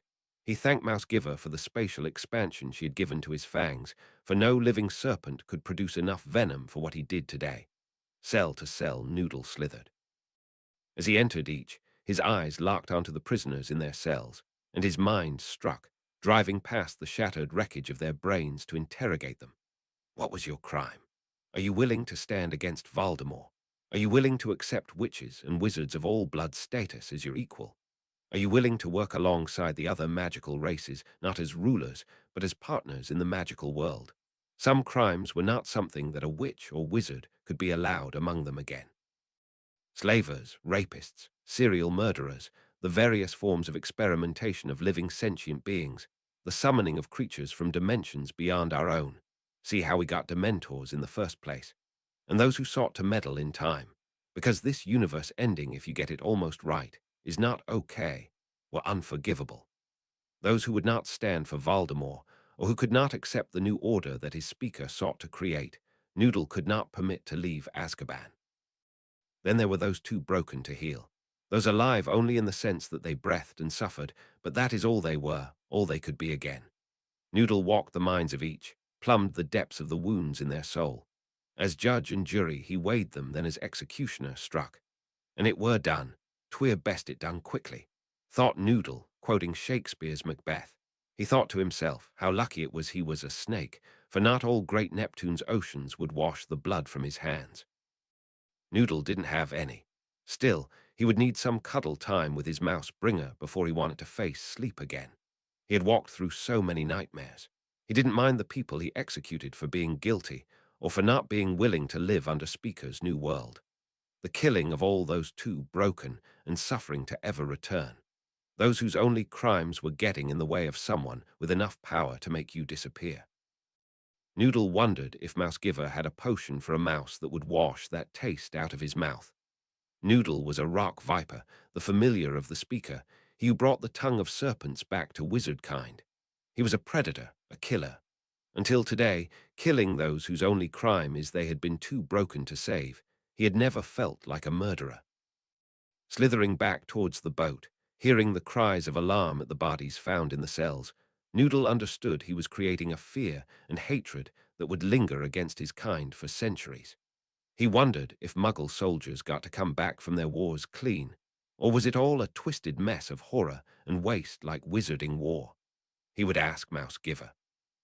When night fell, the Ham's Demeter left with a few hundred freed souls on board, and a legacy of fear and division that would persist for generations, and including historians, probably for eternity. 70, Chapter 70, Long Road Home. The voyage home was, well, a sailing ship in the North Sea in the early part of the new year. Let's just say that no one gained any weight except the basilisk. The Ham's Demeter was rat-free as soon as Noodle let slip Hermione made health potions for mouse and rat. A dozen flavors of rodent death, snake skin, fang, and muscle improvement later. Since the cauldrons were warm and stirred themselves in a Beaufort force, 7 Storm Hermione, Neville, Harry and Millicent created what would become a Wizarding World best-selling potion, the anti-nausea nutrient calming draft. Don't ask what is in it. Noodle was the busiest of the crew. Mind healing was something that he had grown skilled at, more skilled than any mammal due to his lifelong linkage with his speaker. Dumbledore had no idea what he had done when he turned these children into living weapons for a war he would never dirty his hands by killing himself in. Noodle did. The pain of the prisoners of Azkaban was nothing. It was done to them. It shattered them, ripped them apart, but the broken pieces were still them, were still clean. Some of them could not survive because they had hidden from their own crimes, and once shattered were trapped alone with the memories they built such fortifications of lies and justifications against that they could not survive simply facing them. Those he mostly killed in Azkaban. Those that lived simply needed time away from the trauma of repeated mental violations. Time and Noodle weaving through their shattered mind and teaching them how to take their healing into their own hands. Occlumency was demonized by the Ministry as dark magic, mostly because in their eyes, the only people who could want to hide their thoughts must be evil. That was a bit like saying everyone who wanted to wear clothes was ugly. The power of occlumency was organizing and compartmentalizing your thoughts. It was building connections, gateways, and yes, locks on certain thoughts and memories. It allowed you to better recall memories, both for knowledge and to re-examine them either with or without the emotional context experienced at the time. It was critical in working through trauma, so of course, it was illegal. Luckily, reptiles treated laws like shoes, a mammalian oddity not worth considering. The children were the hardest. Speaker was goblin raised, so he wielded his trauma internally like a branding iron, turning his wounds into scars to boast his power. He wore his pain like armor, and the screams in his mind like the scrape of a whetstone on a sword blade, only serving to make him stronger. Noodle was sure the teaching of Griphook would keep his speaker alive, but the Fool of the Light had sent a child into battles only a red-handed killer could survive. Speaker was not a goblin. He was still a wizard, and deep inside the cold-hearted champion and war leader was a screaming child who both deserved and needed protecting. The only things keeping him sane, for a Noodle value of sane, were Mouse Giver, Noodle, and the ghost of his mother than Harry would essentially murder with Voldemort. Noodle very much feared he would not survive that. A fate the Fool of Light had been aiming Harry for since he was in diapers, a disposable tool that would carry the Fool of Light's crimes into the grave with him. Noodle swore, if Speaker died, the headmaster of Hogwarts would not see another dawn. It would not help, but just thinking of the Fool of the Light, and the children he had fed to 3 wars now, made his fangs ache. Noodle looked over at Mouse Giver, Root Singer, Water Witch, and Speaker weaving the magic of the 4 elements into potions on a deck that tossed in a way that would be alarming to anyone who didn't look forward to riding a broom in December storms to chase little balls through the sky while trying to murder each other in strangely legal ways. Mouse Giver was wise. These children's boots still ran with the blood of those they had just slain. They must not be allowed time on their own to brood. They must laugh with each other, find the simple and clean joy of magic wielded to make wonders, not horrors, must see their magic weaving healing and life, not simply suffering and death. The little one, the Cirrus, crept now to the railing, and she had the yellow-haired dragon's broom. Noodle was curious as to what she went to do. She had crowned herself in Ravenclaw's diadem, and its magic sang a song he could hear, a song that sounded in the deep. A call to something that slept and should never be wakened was singing from the stone in that diadem, and Noodle didn't know why. Fleur de Lacquer watched Luna steal Draco's broom. Draco was huddling in a nest of furs as he struggled to come back to himself after having been more deeply a dragon than an animagus was supposed to go. His transformation was too deep. The animal he became separated from life today by tens of millions of years. The mind as intelligent, but so different from humanity's that Draco was a long time putting himself back together. Luna had been caring for him so carefully that to see her steal his broom and head for the heaving deck in a storm argued what she did was more important than safety or caring for her Draco. Motioning to Victor, she pointed. That one is going to do something stupid, dangerous, and probably necessary. I'm going to go with her. Victor grunted. I'm going to try to stay on this heading, storm willing. Send a Patronus when you are done, and I will send a flare-up every half-minute or so until you find us again. Piloting the Hems Demeter required a lot more magic and focus than simply flying, but conning her through a North Sea storm with storm sails rigged, and a crew of witches and wizards to control the rig was operating on the bleeding edge of his abilities, one stray thought away from their destruction, and probably outpacing any motorized Muggle watercraft capable of functioning in anything close to this sea state. He was having a blast. Luna looked at Fleur as she tried to figure out how to get over the rail with a broom when the rail kept going up and down at unreasonable rates. I have to go. Draco's father is coming and they can't meet. Fleur beamed at her. Killing your in-laws. This is a fantasy I have heard Marmir dream about more than once. If Mother has fantasized about it so much, it must be very fun. Vila have high standards for fantasy, you know. Luna blinked, not knowing how exactly to react to that. While she was blinking, Fleur gave a swish and flick with a muttered Wingardium Leviosa, and shot Luna and Broom overboard and reasonably far above the waves. Trusting the witch to figure out where the broom went on her own, Fleur simply mounted her own and threaded between the many lines connecting masts to deck with the unconscious grace of the Quidditch star she was.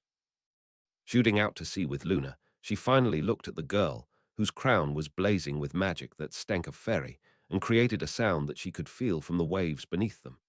Luna, ma petite, you're casting enough fairy magic down into the sea to wake the dead. What with the 3 queens we left at Azkaban, sorry, now I guess we call it Albion, is that a good idea? Fleur offered as she strengthened her air shield against the driving rainstorm. Luna shivered. The sea sang to me about a ship of iron with 100 hungry skulls sailing to the Isle of Heroes. Fleur did well in literature, as poetry was a language of power that magic responded to rather strongly, so she passed the message. A muggle ship with 100 Death Eaters headed to Azkaban. She blinked. 100 Death Eaters. That has to be a huge chunk of what Voldemort has left. I mean, we have just slaughtered the ones he was trying to free in Azkaban, and we trimmed off a lot in the Tri-Wizard tournament. You and Harry have been trimming them for years. How many actual Death Eaters can he have left? Luna huddled on her broom, the magic of Rowena Ravenclaw dragging her own power from her as she made a call that could not be resisted to a power that should have been left to sleep. Too many to face, if these ones get to return to him. Fleur looked down at the sea. Hence the call. What are you calling anyway? Luna smiled. Not what, who? And Fleur shuddered, as what shone in Luna's eyes was a madness she chose not to face. On Azkaban, princess, once the royal princess, ruddy useful animals, you muggle. Lucius No Name sat at the captain's table while they were being served by rather pretty naked muggle women. Can't stand the beasts, I mean, fun to play with, but they keep acting like they are actual people, not magicless farm animals left too long unattended, said Amanda Brentworth, sending a stinging hex at the musicians who had been huddling at the stage, screamed as their conductor crawled to his podium while weeping from his hit. Play something, muggle, or you go overboard like the rest of your kind. Amanda threatened. The conductor rose, and with what the Death Eaters would never suspect was defiance, dug through his personal library, then shared with the rest of the orchestra some music he had not played in years. Night on Bald Mountain, from the movie Fantasia. The Devil's Music, they began to play. Ogden Stiers strode in. That's it, got house elves dealing with the blood. I can't remember the last time we had that many muggles to kill. I mean, the crew alone is over 1,000, mostly to care for the rich muggles who ride this thing. It has 3 pools on a ship. Muggles, what won't they think of next? Say this is a good tune, makes you want to go torture someone. Lucius smiled. Do leave some of them, dear boy. We are off to Azkaban to bring our brothers home. We are keeping some of the pretty ones for our brothers and sisters to play with on the way home, and some have to do muggly things to make this thing run. Have some of the lobster, it is divine. The steak is only so-so, but the salmon is amazing. The wine is a bit muggle, but if they never developed a proper palate, good wine would have been wasted on them anyway. This is drinkable in white, but the red is quite a bit better. Lucius had been surviving on what they could scrounge on the run until Voldemort's resurrection. Now as the right hand of the Dark Lord, no luxury was beyond him, no atrocity denied him. Life was good. He was sent to get his brothers and sisters back from Azkaban and to transport the Dementors to England without passing any of the damned dragon sanctuaries and drawing an attack. Why not take a cruise ship? The royal princess was in port and was not Lucius. Even in his mind, Magic would not let himself name himself Malfoy, the descendant of royalty. Lucius sneered. He renamed the ship Azkaban Princess and cut the throat of the previous captain over the bow to rechristen her. The second mate babbled something about being bad luck to rechristen a ship, so Lucius turned him into a tortoise and levitated him overboard. It settled a bet with Rockwood about if tortoise and turtles were closely enough related that a tortoise could swim. They can't. Good to know. More importantly, he had first-class cabins for all his sisters and brothers imprisoned in Azkaban, a full and amazing kitchen to feed them up to health, berthing for thousands of Dementors, and enough Muggle crew to keep the Dementors fed and the Death Eaters entertained until they got back to London. For some reason, neither his magic nor the Muggle sensors could detect Azkaban, but Lucius knew well where it was. He could never forget that hellhole. He plotted the course himself, and 2 Death Eaters under his instruction carved powerful warding formations around the guidance gear. They would not be fooled by Notice Me Nots or Muggle wards. The Muggle loudspeaker in the dining room sprang to life. Captain to the bridge, captain to the bridge. 2 witches on broomsticks off the port bow. Lucius dipped a last bit of lobster in the properly warmed butter, washed it down with a nice sip of wine, then blotted his mouth on the napkin. Work, work, work. Honestly, the Dark Lord has no idea how I struggle in his name. Lucius grabbed a single piece of calamari and dipped it in the tzatziki before striding to the bridge, silver hand gleaming as he drew upon his magic. I do love a good bit of tentacle. I must have some more later. Casting an eagle-eye charm on himself, he recognized the 2 blondes. One was the French champion Fleur de Lacre, and Lucius made a note to capture her alive. A bit young, but certainly the most beautiful creature he had ever seen. Why shouldn't he have her? Lucius frowned.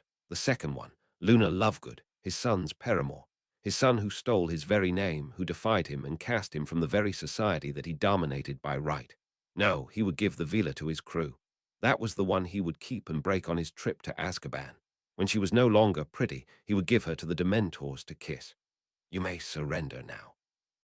It won't change your treatment, but dinner would be far fresher if you didn't drag this out unnecessarily, Lucius said, using his sonorous to carry his voice across the heavy winds.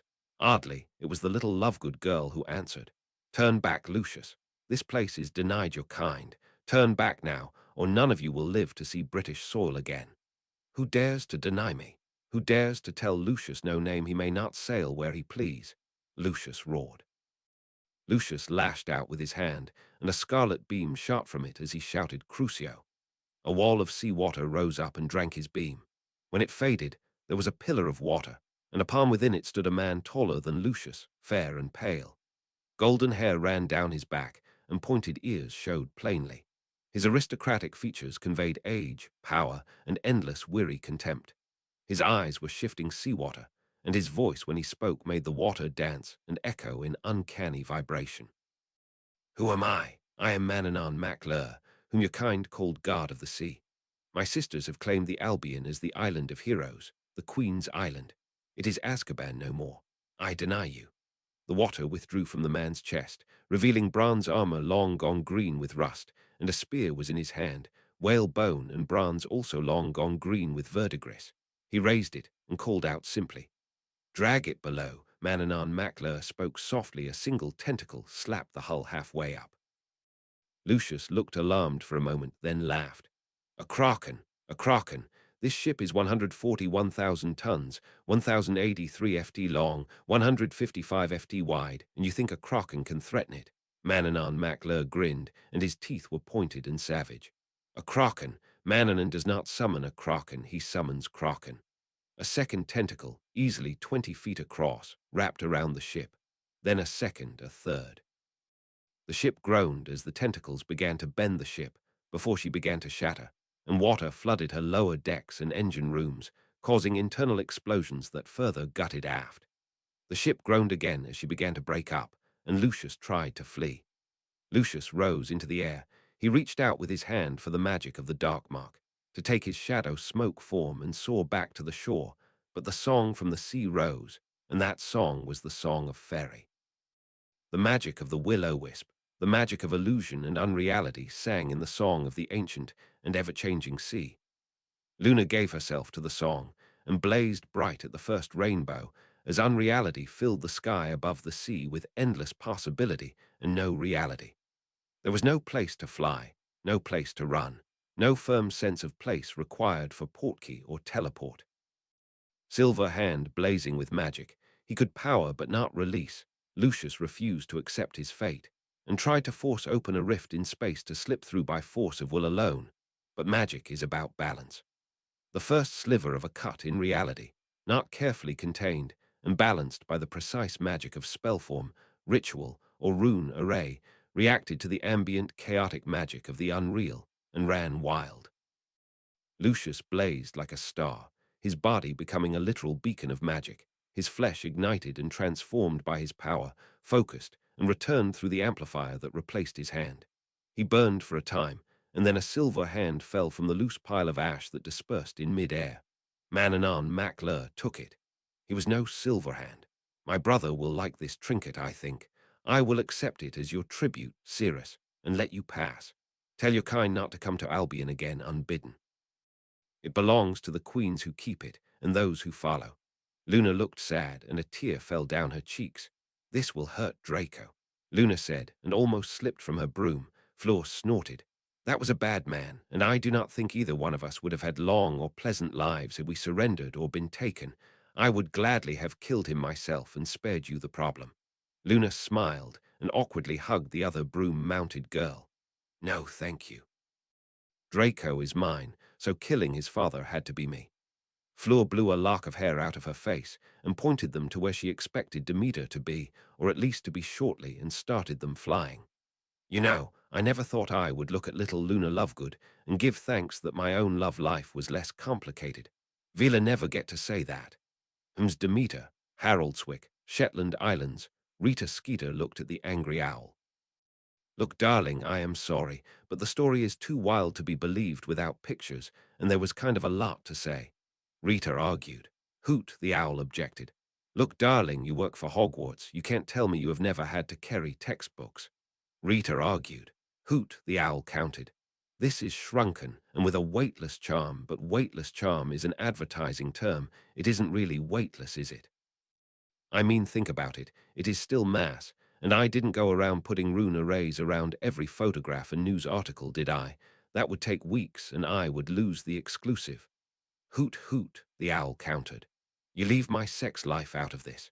You just don't want to carry this to the printing press at Hogwarts because you are only half post owl. Your father got drunk and landed in a chicken coop. That's right, you are half chicken. A half flightless food animal. No wonder you don't want to carry my story. Rita sneered. Hoot, hoot, hoot, the owl protested, but finally took off, circled once overhead, pooping on Rita with devilish accuracy. Rita, spluttering, drew her wand and shot twice at the retreating animal. Millicent snickered and scougified their semi-tame reporter. You know, we have our own owls you could have used. Millicent offered. Rita looked scandalized. Replace Kate Addy. She has been with me since first year. She carried my stories home when the only people reading it were Aunt Agatha and her tea circle. I would rather cut off my left arm. That was your owl. You shot at her, said Millicent, because pointing out that it did something that rhymes witch shoot on her head was impolite. Yes, well, I only have complicated relationships, right? Rita said, waving the question off. The important thing is that the headlines get to the press before we come rising out of the lake. Got to put our spin on things. They were headlines indeed. Harry Potter's forces take Azkaban, Dementors no more. Hundreds of innocent prisoners freed from Azkaban. Freed Death Eaters and Voldemort's sworn prison garrison of Azkaban slaughtered, no survivors. Azkaban no more. Island given to the Fairy Queens.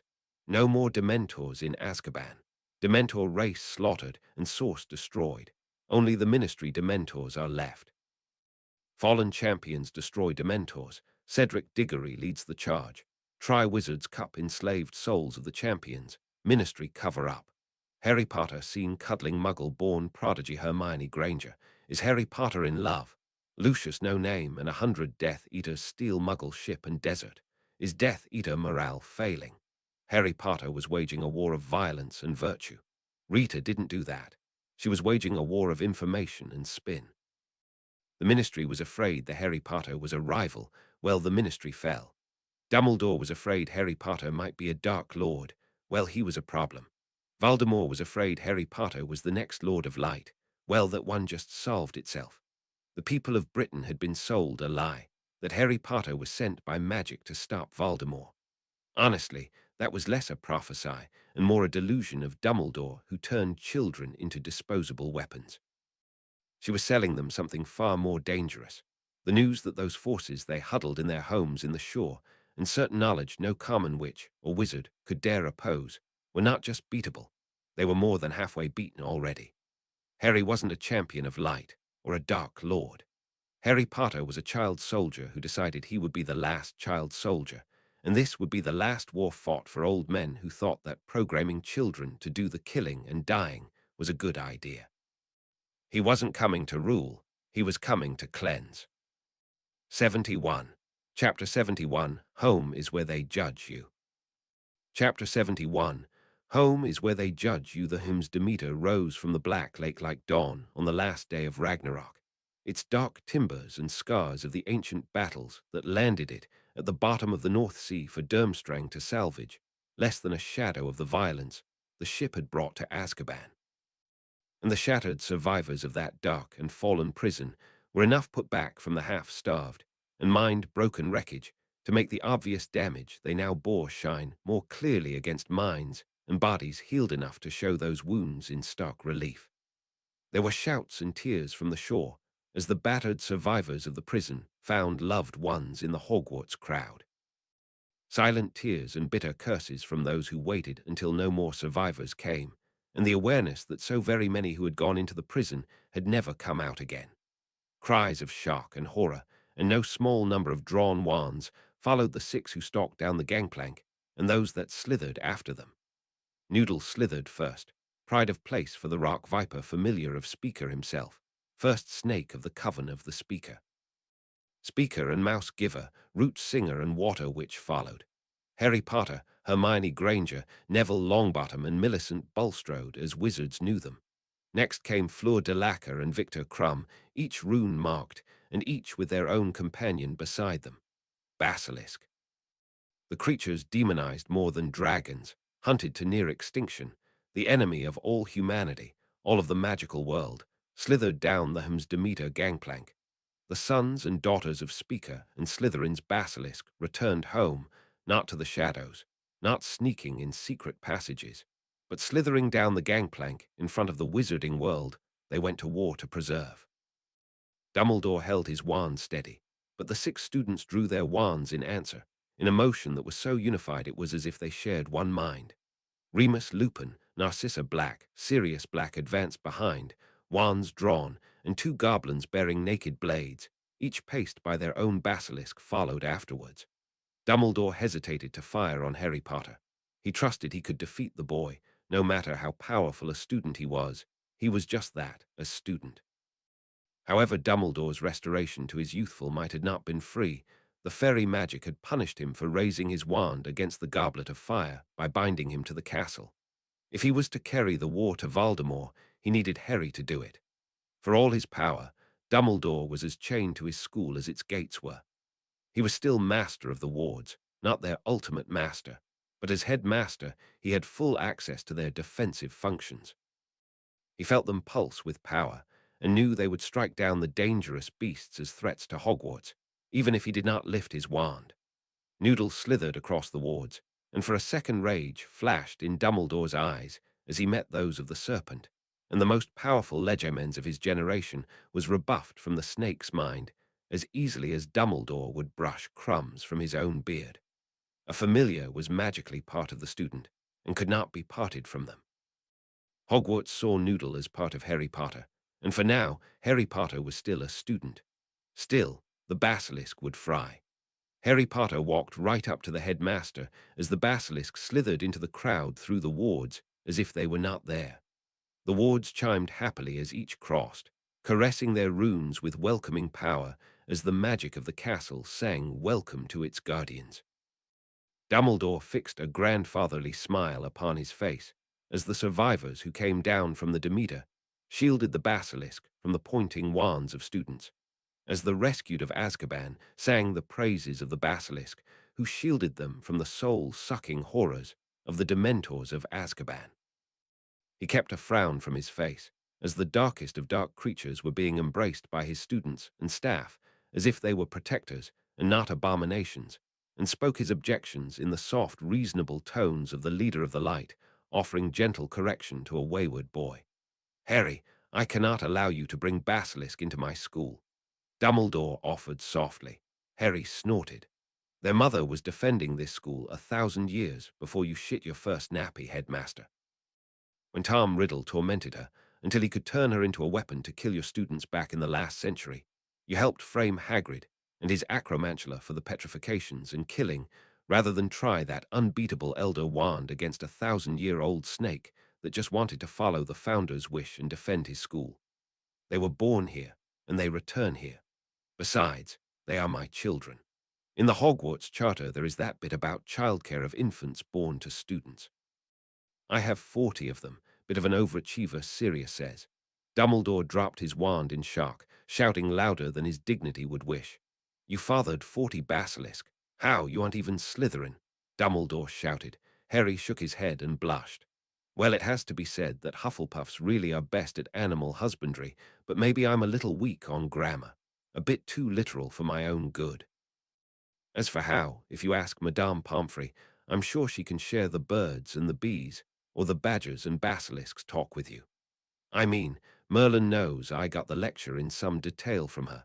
Hard to believe you got to your age without learning how to keep your wand safe in strange cauldrons. Fred and George Weasley gave a very unhelpful cheer, and an ironic round of applause came from the male half of Gryffindor and Hufflepuff, while no end of judgmental glances from females of all houses settled on the blushing Badger. Harry took advantage of the headmaster's stuttering incoherence to slip past and off to the Hufflepuff common room. Safe in his room, Harry felt the shakes come over him. Events of the last few days washed over him, the things he had done, the things he had ordered done. Not all the students that came out with him had come back, and not all of those who died fighting against him were evil, just too scared to defy leaders who were. Not all of those he killed, or ordered killed, were in combat. He could not bring back those who would be a danger to his people. He could not bring back those who could not be saved. Triage means saving those you can with the resources you have, choosing who lives, who dies, and paying for it later. He didn't make it to the bathroom. He threw up all over the floor and fumbled his wand when he drew it to scourgify the remains. The tears of self-hatred and rage tore through him. He had no choice. Well, he did, but he had no choice if he wanted to win and save those he could. He could try to save everyone and fail, or wade in blood and shit to the knee and save everyone he could. His door opened, and Hermione and Noodle slid into his room. She knelt beside him, and Harry found his head in her lap, her tears falling on his face from a face that was carved in stone, as the black rock viper wrapped them both in its cold embrace, and let the coils of his mind slither through theirs, weaving them together, reaching out to pull in the minds of Root Singer and Water Witch as they dealt with their blood guilt in their own way. Neville dealt with his grief the way that made the most sense to him. He could not deal with the slaughter he had done by wand and claw. The boy, the wizard, the beater was a warrior of legend in the making, but he was too much a boy still to bear the cost of what he had done and not feel every wound in his soul. He slipped into his fur without thought, and the trembling Badger was soon surrounded by a harem of Hufflepuff girls who saw the fangs and claws he wielded in their defense, but cared only for the soft fur and softer heart beneath. He was wakened for the feast later from a tangle of napping Hufflepuffs that proved why the Cuddle Badger was the beating heart of Hufflepuff. Millicent Bulstrode leaned on a couch in the fifth-floor corridor. Fred Weasley was massaging her shoulders with the painful intensity of someone who realizes that those knots would not yield to gentle, while George Weasley massaged her feet with the sort of skill that showed how Molly Weasley could be convinced to do pregnancy 6 times. Groups of disapproving Gryffindors and Slytherins whispered about the display, but none of the 3 of them had any intention of giving up the physical contact and comfort they were wielding to keep their thoughts at bay. That is enough of that. You can't be doing that in public, Prefect Justin Finch Fletchley sneered. 10 points from Gryffindor and another 10 from Slytherin, he declared, taking an extremely self-righteous pose. Millicent opened one of the eyes she had shut in pleasure and cocked her head slightly. She raised one eyebrow and hand in question. Hang on, which of them didn't get credit? Fred is doing an amazing job on my neck and shoulders. This is true, but if you aren't giving George matching credit for his foot massage, you have no foot skills at all, and your wife will leave you for your house elf. Millicent offered curiously. Fred and George exchanged a high five and went back enthusiastically to work, while the girls in the crowd tittered and Prefect Finch Fletchley sputtered in outrage. Another 20 points from Slytherin for public indecency, and from Gryffindor as well. Finch Fletchley shouted, "There is no reason for you to be doing that in public." Millicent's eyes went comically wide as she sat bolt upright. Doing her best impression of a pure-blood princess, she fanned her face, and like a blushing debutante, and pressed the back of the other hand to her forehead. "Why, I do declare, a Hufflepuff prefect is urging me to share a broom closet with not one, but two gentlemen admirers. Hufflepuffs are so bold, so shameless. A delicate and sheltered Slytherin pureblood like myself shall likely swoon. These poor innocent farm boy Gryffindor lack even the sophistication to know what improprieties you are suggesting," Millicent said, before swooning dramatically, causing Fred to catch her and George to transfigure his wand into a palm leaf to begin fanning her. No less than a dozen pureblood ladies observing the performance gave heartfelt and delicate applause. Seeing the Amazonian Slytherin beater, who honestly looked like she was born to punch out trolls and collect debts for Gringotts, put on a delicate pure-blood maiden performance that would be stored by any etiquette instructor in their pensive for an example of the perfected art. It wasn't that Slytherin didn't have a sense of humor, it simply didn't come with a laugh track. If you had to be told when to laugh, it wasn't funny. Millicent, Fred, and George shared a look. The darkness wasn't gone, but the shadows behind their eyes weren't perhaps so all-consuming. Not every house dealt with emotion through group hugs and tears. Three hard smiles from three very different masks shared a moment they would never lower themselves to place in words, but would treasure just the same. It was enough. A house elf popped into Harry's room, gasped dramatically to see a girl and snake sleeping tangled, but fully clothed, on the floor of Harry's room. Harry stared tiredly at the little inoffensive creature for a second before sighing. "Let me guess, his imperial self-righteousness summons me for a stern talking to and lecture on my many moral failings," Harry said to the nervous house elf. The little creature shook its head, causing it to slap its own face with its ears. It then gushed out its message, as if relieved to get nudged back on track. "Oh no, Mr. Harry Potter, sir. Headmaster Dumbledore would like to meet you in his office." The house elf corrected Harry, causing him to sigh deeply at the elf's innocence. Taking out his wand, he muttered expecto patronum. The blindingly silver basilisk coiled in front of him. Hissing in Parseltongue so the elf could not hear the message, he instructed it. "The Liar of Light summons me to his office to punish me for not being a puppet, and probably to forcibly turn me into a better one. I should feel better if my head of house was there." He instructed the basilisk, who slipped off through the walls as Patronus do, and sought out Professor Sprout for backup for this most distasteful of meetings. Harry took his time walking to the headmaster's office, the willingness long gone to play the headmaster's stupid games of pretending to be a caring grandfather, not a political manipulator and game player that had used generations of impressionable children as his game pieces and cannon fodder for his own amusement and political advancement. The round, cheerful face of his head of house met him at the door. She was the least physically impressive of the Hogwarts heads of house. She looked like the cheerful round auntie that everyone loved, the local hedge witch that you told your troubles to, or ran to when all the learning in your books had failed. A peasant with a PhD, a farmer whose knowledge and tradition of magic stretched back beyond history and never bothered pretending to mask itself to fit in modern times. She was what she seemed. Simple, earthy, grounded, and utterly trustworthy. It was Armando Dippet, Dumbledore's predecessor, that hired her. There is no way Dumbledore would have hired a witch rooted so deeply in the traditions he strove so hard to eradicate, but she was so far the best in her field, he couldn't dream of replacing her. Harry was beginning to suspect she would outlast the headmaster if he continued the course he was charting. "I think it's best we enter together.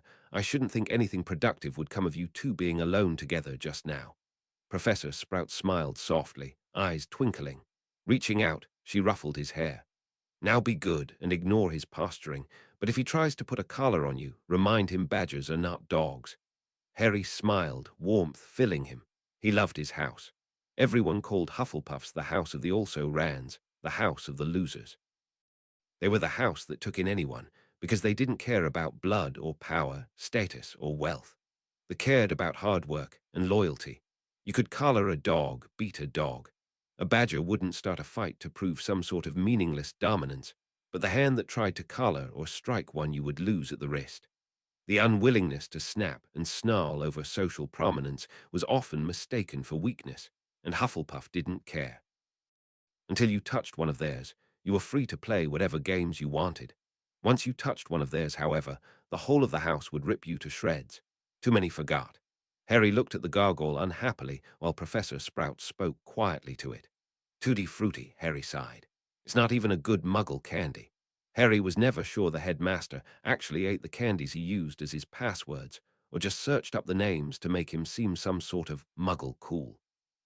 Purebloods found it ridiculous, and Muggleborns found it tasteless. He was a goblin. He was more likely to use the current exchange rate for the galleon and pound, which he supposed was at least as odd, so he let it pass. Caught in his musings, Harry missed Dumbledore's initial lance of legerdemacy, but the coiling presence of Noodle in his mind sank fangs of incandescent pain into the headmaster's mental tendrils, causing the old man to cry out, and the guests to eye them both with suspicion.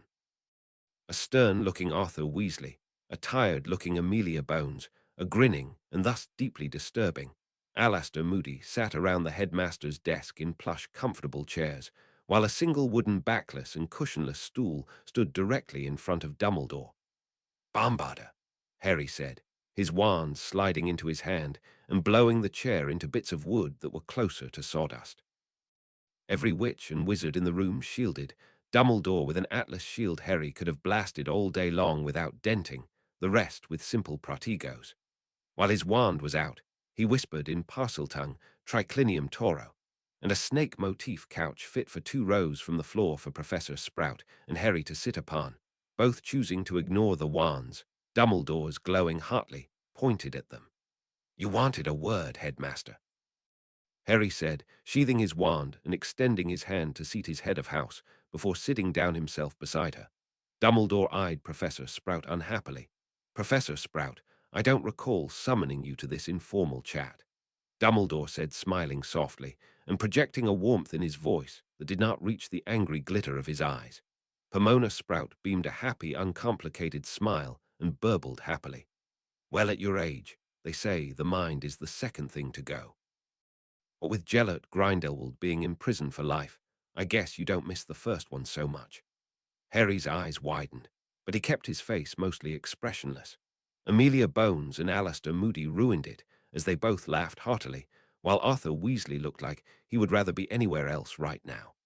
The smile left Dumbledore's face, and his magic flared out in a way that would leave 90% of adult wizards collapsed on the ground, suppressed so powerfully they feared to breathe. While Arthur Weasley made a choking sound and went pale, flares of matching power sprung from Madame Bones, Moody, Potter, and Sprout, not trying to overcome Dumbledore's, but easily keeping it from touching them. Dumbledore retracted his aura and placed the Elder Wand on its rest on the desk. Not quite a threat, but as powerful a wand waving, "Mine is bigger than yours" move as a wizard can make outside the locker room.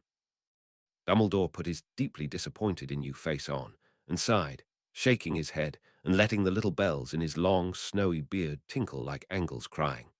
"Harry, Arthur has been telling me some disturbing things about what you have done and how you have done it. Crimes, Harry, terrible crimes, as terrible as anything Voldemort has ever done. Your parents would be deeply disappointed in you, even ashamed," Dumbledore said softly, his eyes boring into Harry with the weight of a judgmental Christian guard. Harry threw back his head and laughed.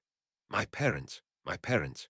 You mean the ones you hung out like sacrificial meat and fed to Voldemort to orphan me and create your little war-winning child sacrifice that you hoped the Dark Lord would somehow choke on and die while chewing on my soul?" Harry leaned forward and snarled. "Or do you mean my goblin parents?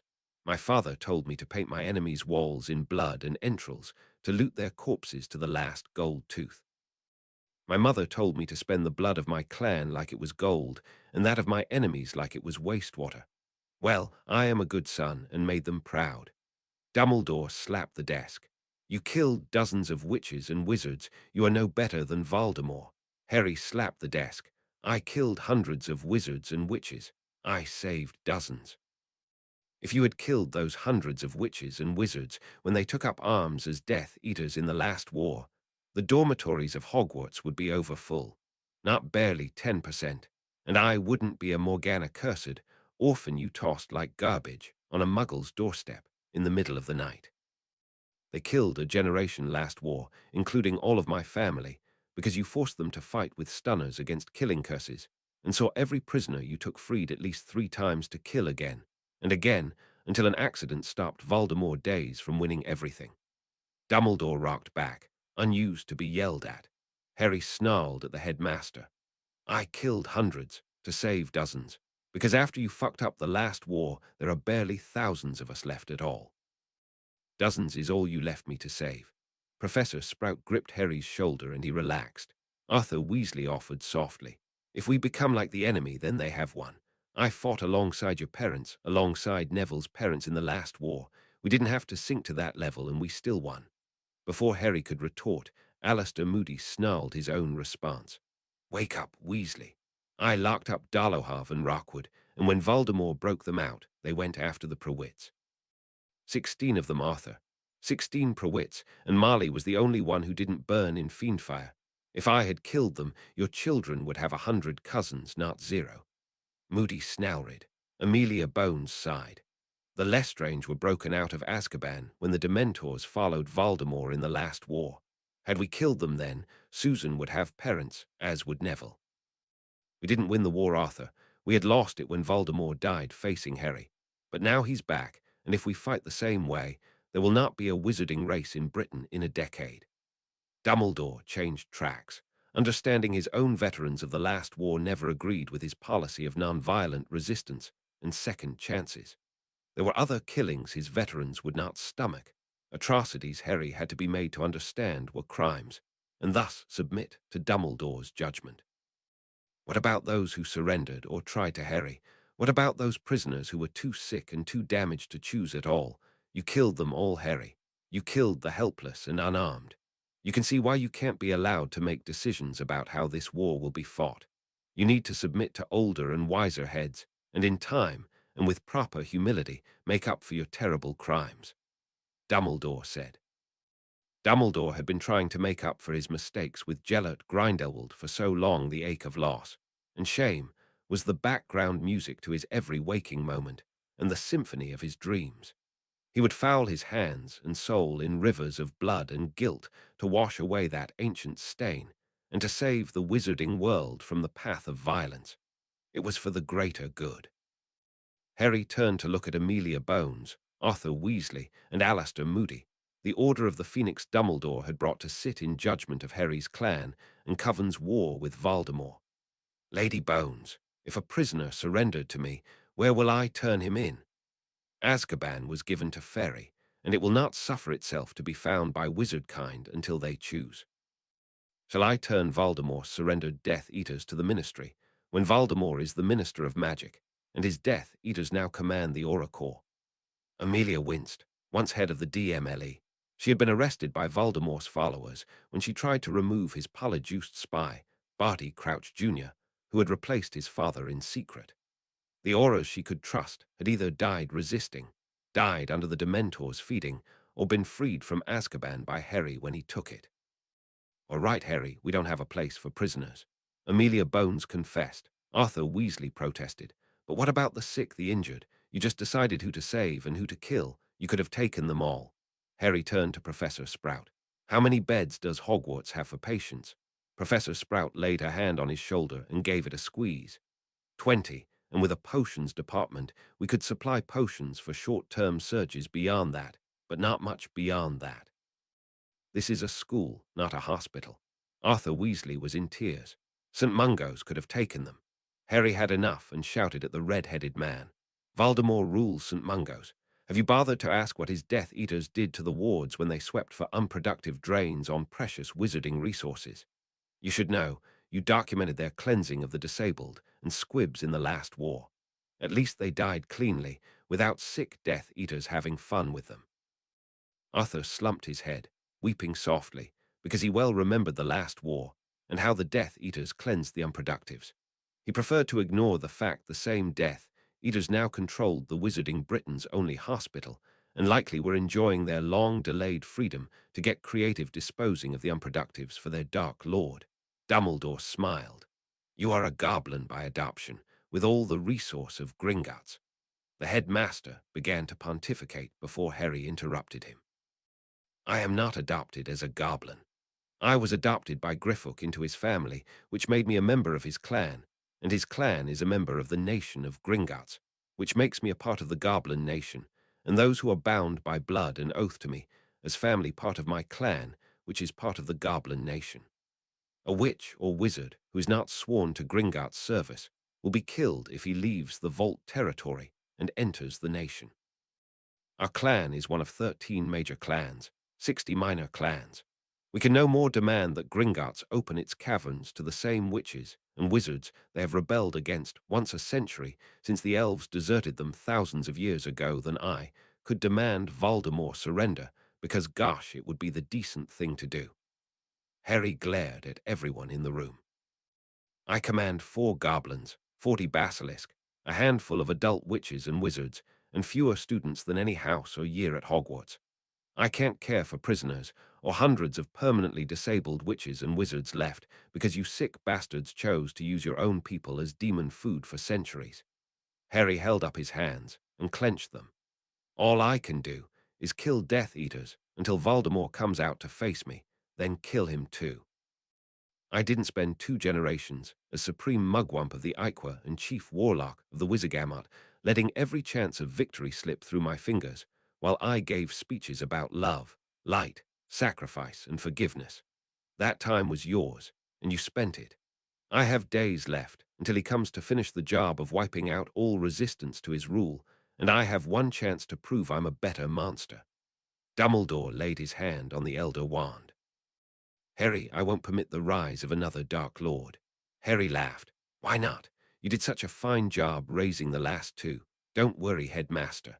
Hufflepuff don't really do Dark Lords well. I don't want to rule the world. I don't even want to save it. I just need to save your whole bloody world to keep my family and friends safe. Harry rose and walked out of the headmaster's office. Dumbledore gripped his wand, but did not raise it. The words of the prophesy he had worked for so long to come to pass echoed in his mind. Even now they were the guide to his every action, the justification only he was strong enough to heed. Dumbledore spoke one last time. I will not permit the rise of another Dark Lord.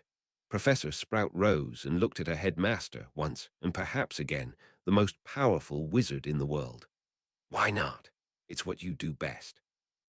The headmaster flinched as the head of Hufflepuff House followed her wounded badger out. Next chapter, Battle of Hogwarts.